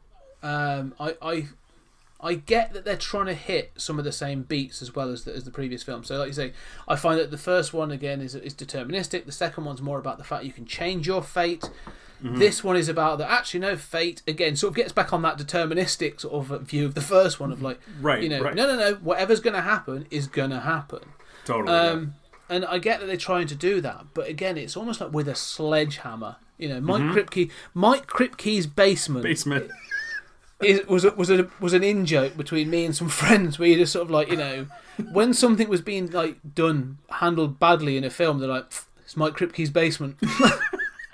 And that line got the actors to crack up because they had to say that so often, allegedly, that they were saying that they had so many things that they messed up so many takes because they were saying Mike Kripke's basement and they're laughing. Yeah. They're like, oh my God, enough already with Mike Kripke's basement. Because it's a tough thing to say repeatedly in a dialogue scene. But yeah, it was, my goodness gracious, yeah. So, but is this the notion that the day before the events of Terminator 2, John Connor made out with Kate Brewster in a closet somewhere in Mike Kripke's basement, and then he has to explain it. So they give like Nick Stoll this line where he's like, "Oh, we're supposed to be together. 10 years ago we were together, and now this." And even she's like, "What are you fucking talking about?" I am your density. It is. It's totally that. And there's a moment where you are just like, I'm not buying this. I'm sorry. And so that's where I'm a bit like, oh, it's a bit heavy-handed. The sort of the nuances that were brought to the first two films, that delicate touch, because you're dealing with something quite complex with time travel and that sort of thing. Right. It's gone, and so you have to lean into other things. And do I enjoy the bits and pieces? Sure. So yeah, it's. I have softened on it, but I still feel there are real issues with this film. Absolutely, it's a divisive movie. It kind of plays fast and loose with some of the things that we've known and loved about the series. And for many fans, that's too much. And I could totally agree with that because, I mean, think of the Star Wars franchise. You have a whole swath of fans who flat out will not see anything else after The Last Jedi because they were so hurt by it. And then you have other fans saying, it was the best movie in the series, you're crazy. So you have these other fans kind of falling on one side or another, and I understand that more fans are upset at what T3 tried to do, and maybe I'm a little I give it too much of a benefit of the doubt because it does have a lot of problems. Is John Connor, was he 10 years old or was he 13 when the Terminator came back for him? We don't know because it was always thought that he was around 10 years old because it was essentially 10 years after the events of Part 1. But now he's saying he's 13. So, like, what's the deal? So, like, if you were going to be nitpicky, there's a lot that doesn't make sense. Is Arnie a T101 or is he a T800 Model 101? Or is he T8 or is he T850? Whatever you call him. So it's like they play fast and loose with some of the specifics that fans gripe over, and that's frustrating, Well, what I will say is one of the things is so let's address it here and now. So John Connor's age is a bit of a problem. So in this, he was saying he was 13. However, the first film takes place in May 1984. That's right. Right. So he was conceived on, if I check right, if I remember right, it's the 14th or 15th of May 1984. Impressive. So, yeah, it's actually. Do you know? It's on her checking in card, so she clocks in. That's right. The dates on that. So I went back and checked because this was what was bothering me. So let's say he's born. So you got May. So you got April. So you got May, June, July, August, September, October, November, December, January, February. So he's born February '85. Yep. Right. Add 13 years to that. Actually, Judgment Day's already happened. Yeah. He's dead. So 13 doesn't quite work. Right. So he has to be around 10 or 11, and because Eddie Furlong was 13, right? That's probably why. That's what. Yes, Edward Furlong was 13 when they filmed. But yeah, it's just the moment they said he was 13 in this, I was sort of like just doing the quick math in my head, and I was like, I've got to go back and check this. And that's the first minute of the movie. Yeah, it's one of the first things they say. And you're just like, ugh. So yeah, you're not off on a good start. I mean, to give a quick overview of the plot. So John after the events of Terminator 2, John Connor went off with Sarah Connor, and they lived on the road. Again, going back to that sort of guerrilla lifestyle, living off the grid. It turns out that sometime later, after what would have been the date of Judgment Day, Sarah Connor dies of leukemia, leaving John alone to move from job to job around the country.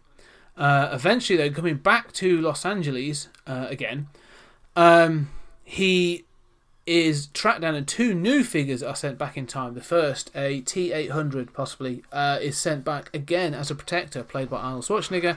The second is a TX, which is a sort of a combination of an endoskeleton and a T-1000 mimetic skin, or whatever is liquid metal skin, is sent to kill him. And no, well, not him, actually, because he's off the grid. It turns out this thing has been sent back to kill his lieutenants, a list of people that would have supported John Connor during the resistance.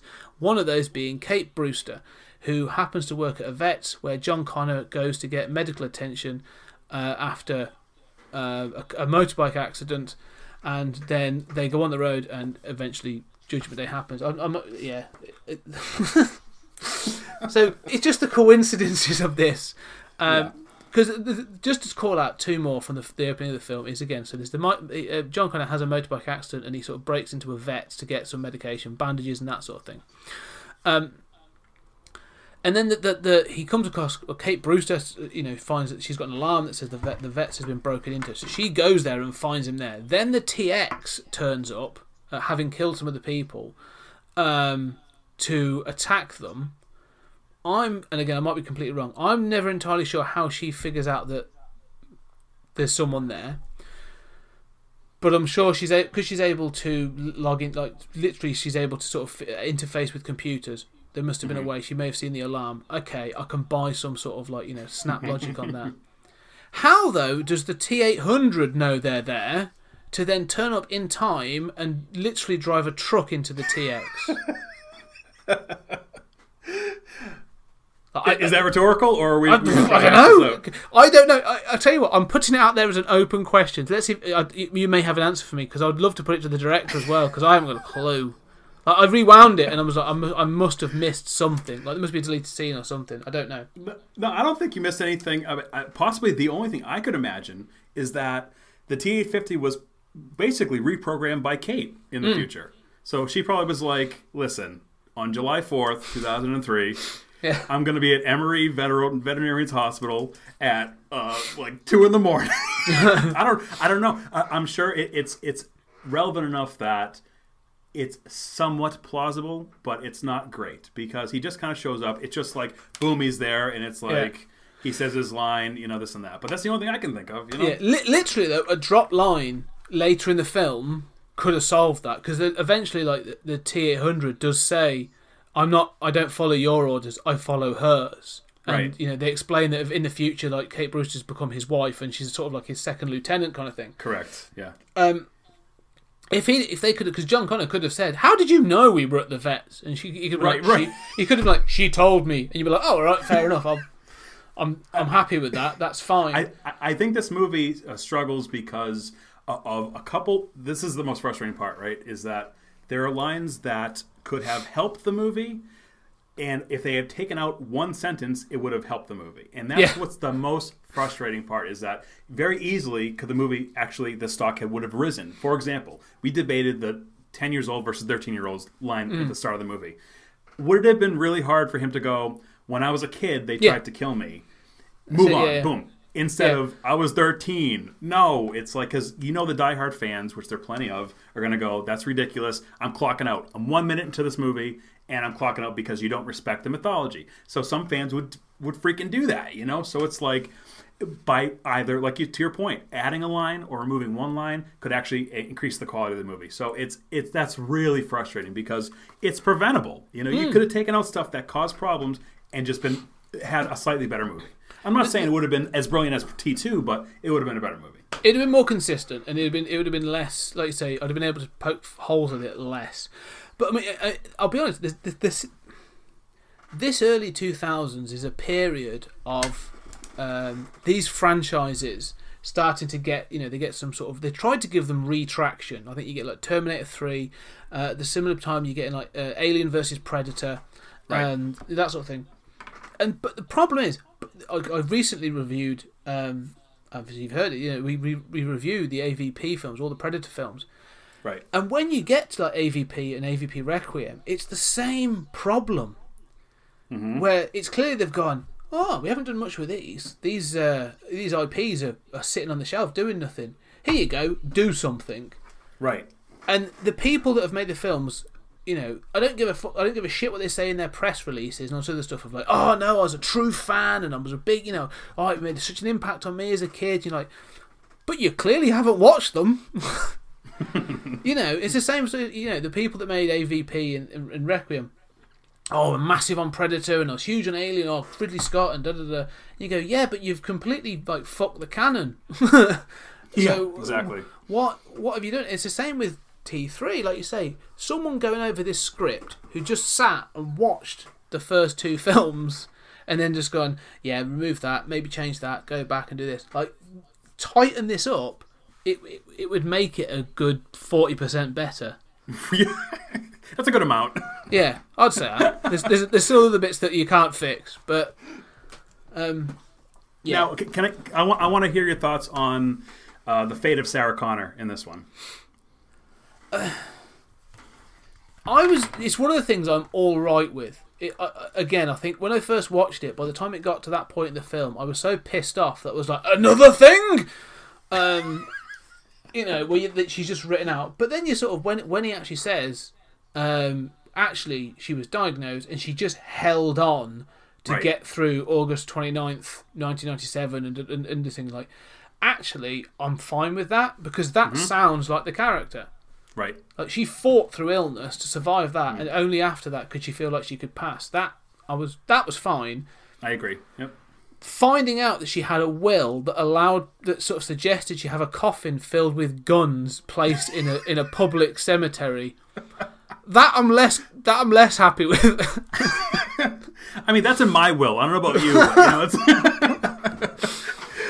Yeah, I don't know whether it does sound like her though. I mean, you know what's funny about that scene is that leading up to that scene, I was dreading it. Right, I'm like, oh man, it's like we know Linda couldn't come back for this one.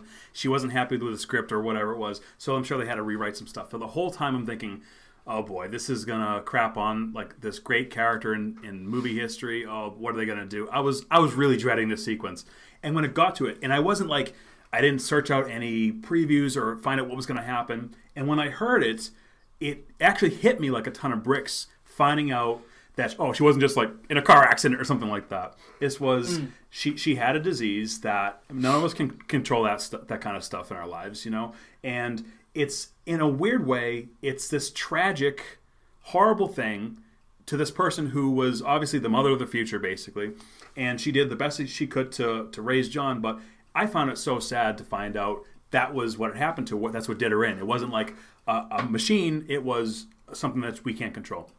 And in a weird way, that kind of scene was emotionally resonant for me. For some strange reason, I was like, wow, okay. And then hearing John describe it, being like, yeah, we were, I left the day she died. I couldn't handle it. So he's obviously in a bad place in this movie. He's not the leader we expect him to be. And that's another thing fans hate.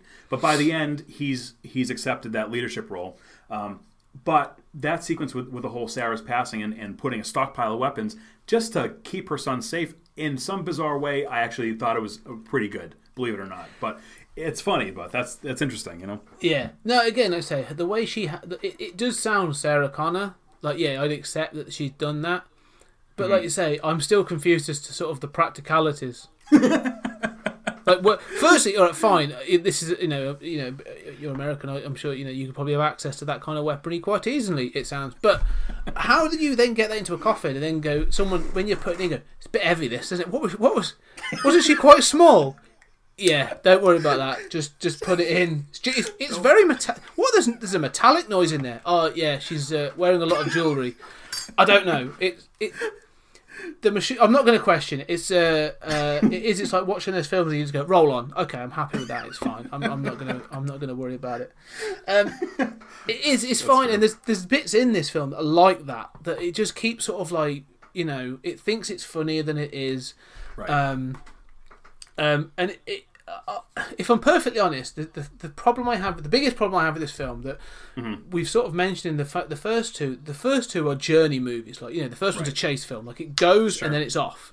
And then the second film's similar, but it stops to have that that sort of heartfelt, character building time where you sort of get to know them and the interrelationships. Right. This one sort of says, all right, well, we've got to have the first hour just so we can have the last half an hour. Right. And that's what it feels like. Everything up until that whole first hour feels weirdly like filler. Yeah.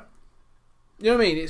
Like there's bits in that film, like you see that the TX is there to kill the lieutenants rather than John and that sort of thing. And I actually quite like the idea of that. Again, a good concept. And there's a couple of kills that are played out, and you think, oh, that's actually quite a good idea. Never comes up again though. It's like it's completely left to the side where you could have been oh, this is really impacting people's families. Like, we've actually lost other people now. Of course, yeah. It's never addressed, and it just feels like they throw out good ideas, but it's like that first hour is like, okay, well, we've got to have a story there so that we can have them get to the military base so that we can have Judgment Day. Right. That's my problem with it a little bit. It feels like filler. And does it feel like that they started with the end?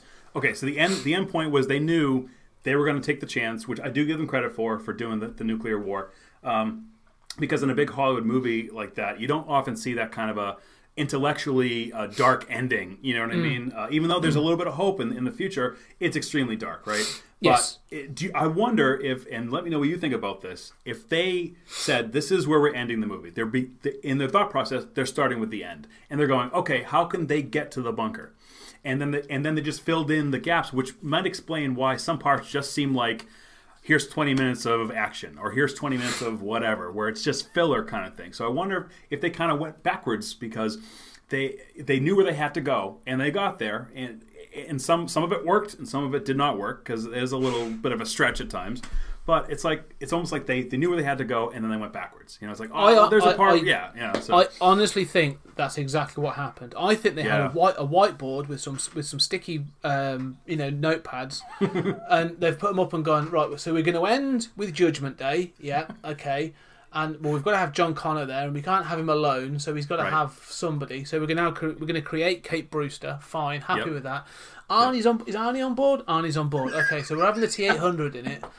Is Sarah on board? We're not sure. Okay, well, let's put her in for now, and then we'll fill it in. Question mark. Yeah, and we've never really, if we haven't got, we haven't really had a female Terminator, have we? Okay, well, let's make the Terminator female this time.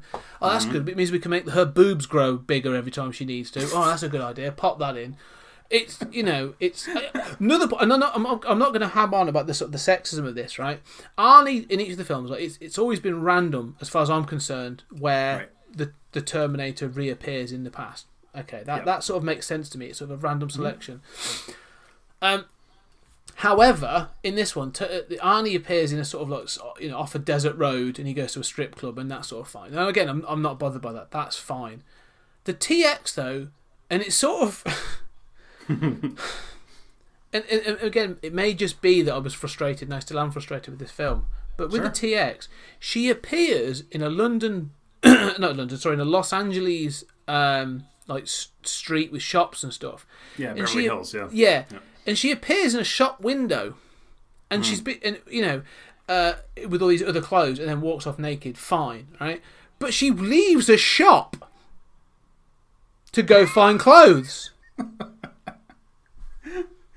Even Kyle Reese knew to go into a shop to find clothes, and he exists.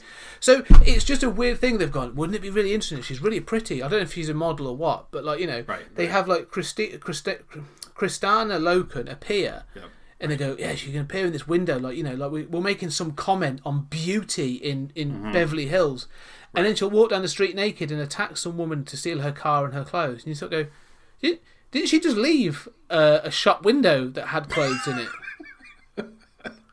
Okay. Roll on. roll on. I'll keep moving on. The problem is you're making too much sense here. I think you need to stop using logic for this kind of thing. You know? So that's your problem, man. You're being too rational here. And the frustrating thing about what you just said is they could have had her appear in any other kind of shop in Hollywood, which there's plenty, without clothing. Yeah. And then it's still an interesting scene. Yes, I get it. They have her walk across the street. It's the titillating scene. It's she's nude, this and that, and then but she's a killer. So that's one thing, almost like right off the bat, that is kind of like more like T1 than T2. She's murdering the person for the clothing right off the bat. So she's bad news. There's no doubt in your mind. There's no subtlety in this one at all, and that's another problem I think with this movie. It just in some ways it hits you over the head with a hammer. It's like it's not. There's no subtext. It's just boom, boom. Here we go. And I like Kristanna Loken. I thought her movements were eerie. She did mime coach for a lot of times. So I give her credit for her body movements and the way she holds her arm, and she's got almost like a sinister smile at times where it's like doesn't make sense. She's good. Yeah. She's great, and again, she's bringing something interesting to the role. Like she, like we said, her movements are predatory. Like she moves, she stalks. Like she's, her walk is very stalking like, and again, like she has certain movements that I think are really interesting. Like she's trying to do something with the character. Unfortunately, everything else around her is just fucking awful. I'm sorry, it just winds me up. So yeah, I don't blame her. I think she's actually very good in the role, and there's again, like they do something that's interesting. And I didn't notice it until this time. They do it twice. When at the end of it, and we'll get to the end actually, because I think that's the important bit, is she gets like magnetized to a sort of like a hadron collider kind of thing. Which they've got one. I can understand that.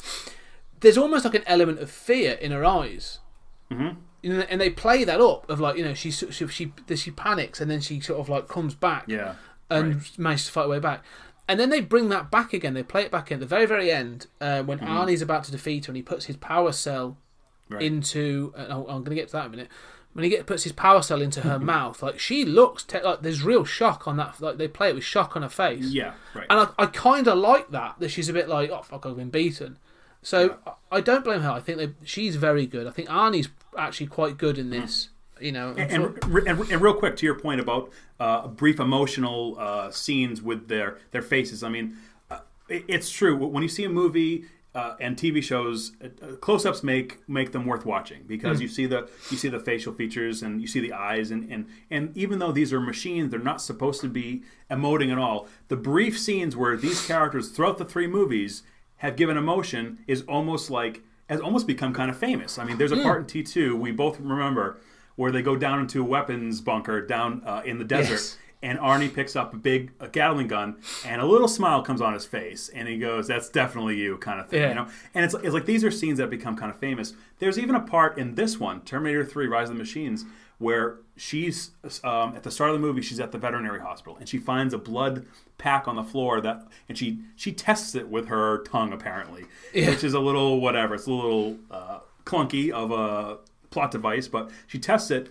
and then her somehow system says it's Connor, that's his blood, and she gets almost like an orgasmic look on her face where she's like, oh my god, my primary mission, it's within sight kind of thing. And even though it's far-fetched, I love it. I think it's kind of a cool little moment where it's like, okay, now crap is real kind of thing, I agree. No, I actually agree. And again, it's like it's not no one in the cast is doing things that they're not supposed to do. Again, I think like Nick Stahl is actually quite good as a sort of a mopey John Connor. It feels to type like and then he finally stands up. I'm happy with all that. It's just the sort of the piss poor storytelling and sloppy direction that's been given. I think the thing is, like we said, we've said that this film builds to a finale. That's the point of this film. It's building to a point. And what do you think of that third act, the finale? That's in the military bunker and the military base. Yeah, I think the third act is the strongest one for me. Because there were a lot of misses throughout the movies, setting up further things. And they were kind of explaining the future. That Arnold did more explaining in this one than some of the other ones where he's saying this is what's going to happen. It's because your kids will be important. So like slowly information tidbits are being revealed to fill in the gaps for John and Kate's future, really, not backstory, but like future. And there's a part where he's like, "Well, your kids will be important." He's like, "What? Well, she's not my type." It's like this whole thing where it's like kind of explaining what's going to happen.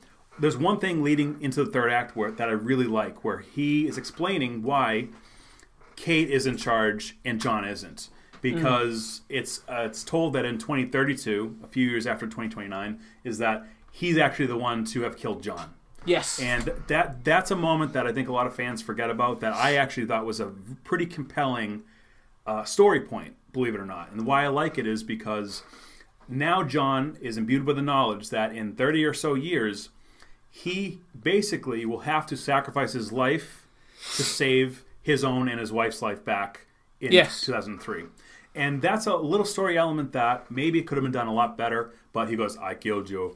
And it's a moment where I think they could have been done more with it, where it's like, imagine if any one of us were told that we could save the world, but we know on this day we're going to die. And the person who's going to kill us is this ally 30 years from now. And then there's a moment later on that's actually gave me a little bit of chill, where Arnie saves him at the very end of the movie, and he says, "Thank you" to the T-850, and he goes, "We'll meet again."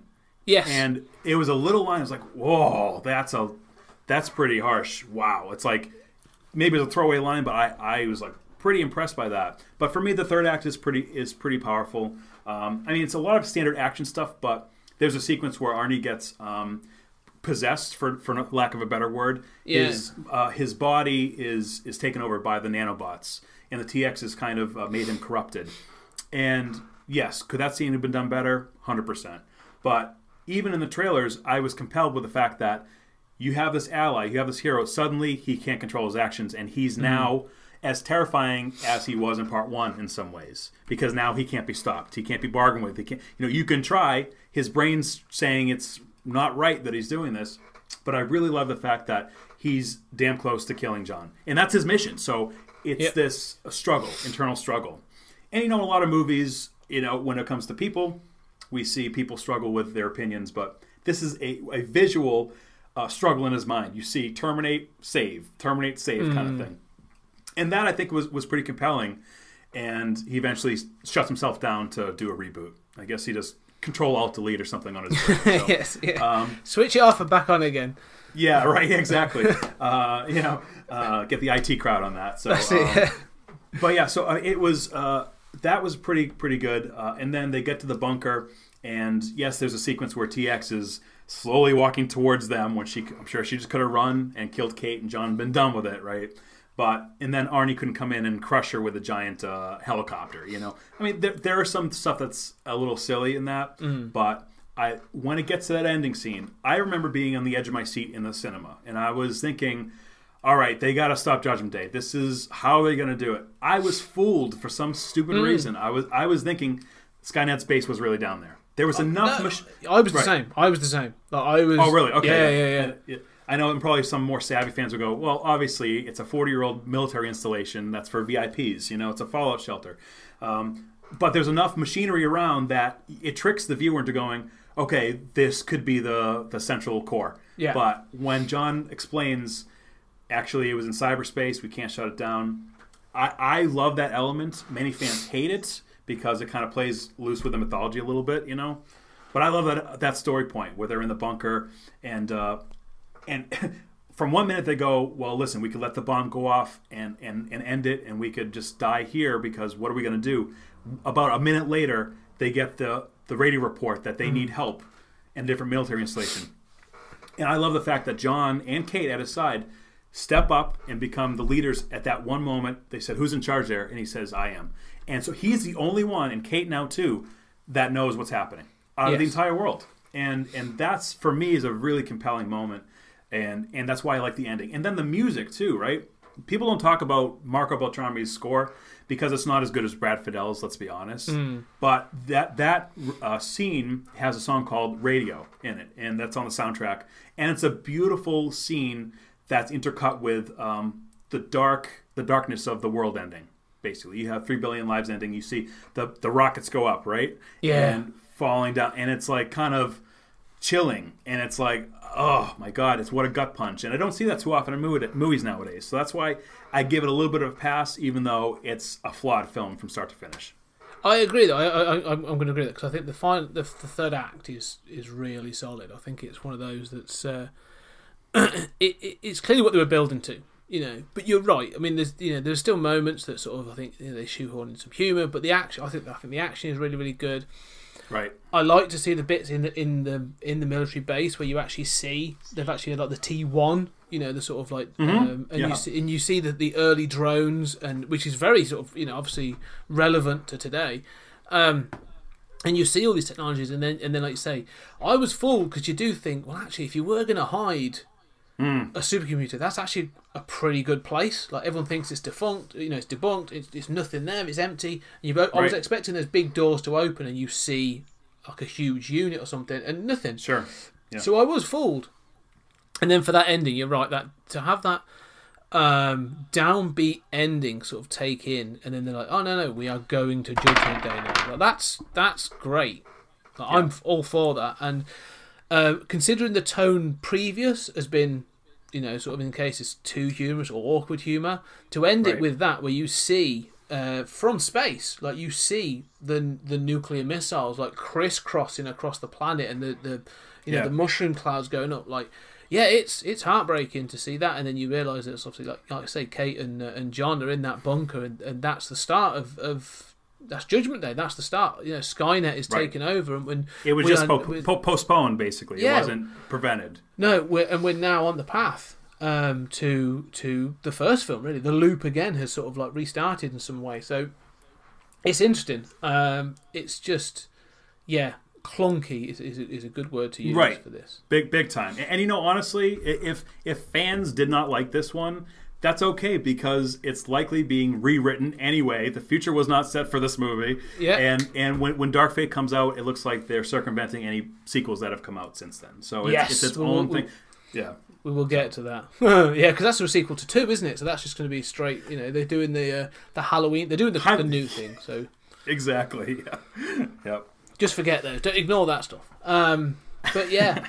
Final thoughts on Terminator 3, Rise of the Machines.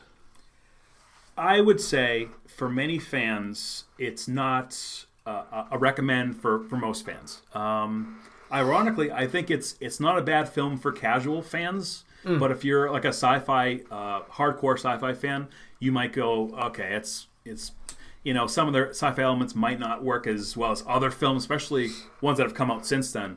But like for a casual crowd, people might like it. I think it made a good deal of money when it first came out, but more of as a popcorn flick kind of a thing, But for me as a fan, I appreciate this one, and I also acknowledge its problems. There are quite a few problems in this one, but I respect the director, Mostow. I give him credit. It was not an easy task to step in after Terminator 2. You just can't, And he's done some other movies that are pretty impressive. He did a movie called Surrogates a couple years back. Bruce Willis one, yes. With Bruce Willis, he did that one. And, so I give him credit. He seems to be a very gracious director in his interviews. So I give him credit for that. And is it perfect? No way at all. And I wouldn't even suggest people to necessarily watch it if they're new to the series. I'd say watch 1 and 2. Yeah. But for me as a fan, I appreciate the fact that they do end it in such a dramatic fashion. Was really compelling for me. But I'd say if fans really wanted to, they could stop after part 1. Like, truly, they'd be missing some cool stuff in the second one, but I'd say they could stop after part 1. But yeah, I'd say it's a mild recommend. Yeah. No, I'm very much with you. I think there's some solid action in it. I think there's some good concepts and good ideas thrown in there that I think I wish were explored more. Sure. But no, it's a relatively good early 2000s action sci-fi action film. I think the problem is, as you say, it's following Terminator 2, so it's one of those that sort of it's following something one of the best, as you said, one of the best sequels ever made. So it's a high bar to get over. Unfortunately, in some cases, I don't even think they tried. But it's It has its points. I think the ending's great. I think it was brave of them to go there. Would I recommend it? Yeah, I say it's a mild recommend in the sense of like it fills out a trilogy is what it does. It takes you to a point of Judgment Day, and I think that's a worthy point to be taken to. Right. Yeah, agreed. So that's Terminator 1, 2 and 3 we've talked about. We were going to talk about the comics, but we've been going on about the films for quite some time, so I think we'll probably cover those in part 2. We will get around to those, because there's some interesting points in the comics as well. Yes. But we shall draw this part to a close, and we'll come back and we will be talking about Terminator Salvation, Terminator Genesis, and hopefully Terminator Dark Fate as well, and then some of the comics. So, Brian, thank you very much for coming on. Thank you. I appreciate it very much. No, it's been great, and we should be doing part 2 soon. Awesome. Very cool. Well, ladies and gentlemen, there you have it. Another great 20th Century Geek episode. Thank you for listening. If you would like to get in contact to suggest topics for future shows, or just chat about everything nerdy, you can email me at 20thcenturygeek@gmail.com. That's 20thcenturygeek@gmail.com. Or find me on social media, Twitter, Facebook, or Instagram. Just search for 20th Century Geek. If you would like to support the show, please go on your podcast catcher and leave a 5-star review. I would greatly appreciate it. It raises the show in the ranks and lets more people know about the podcast. If you want to show more support for the podcast, we do have an Amazon wish list. Just go on Amazon and search for 20th Century Geek, and you will find a list of books that will help with research for future podcasts.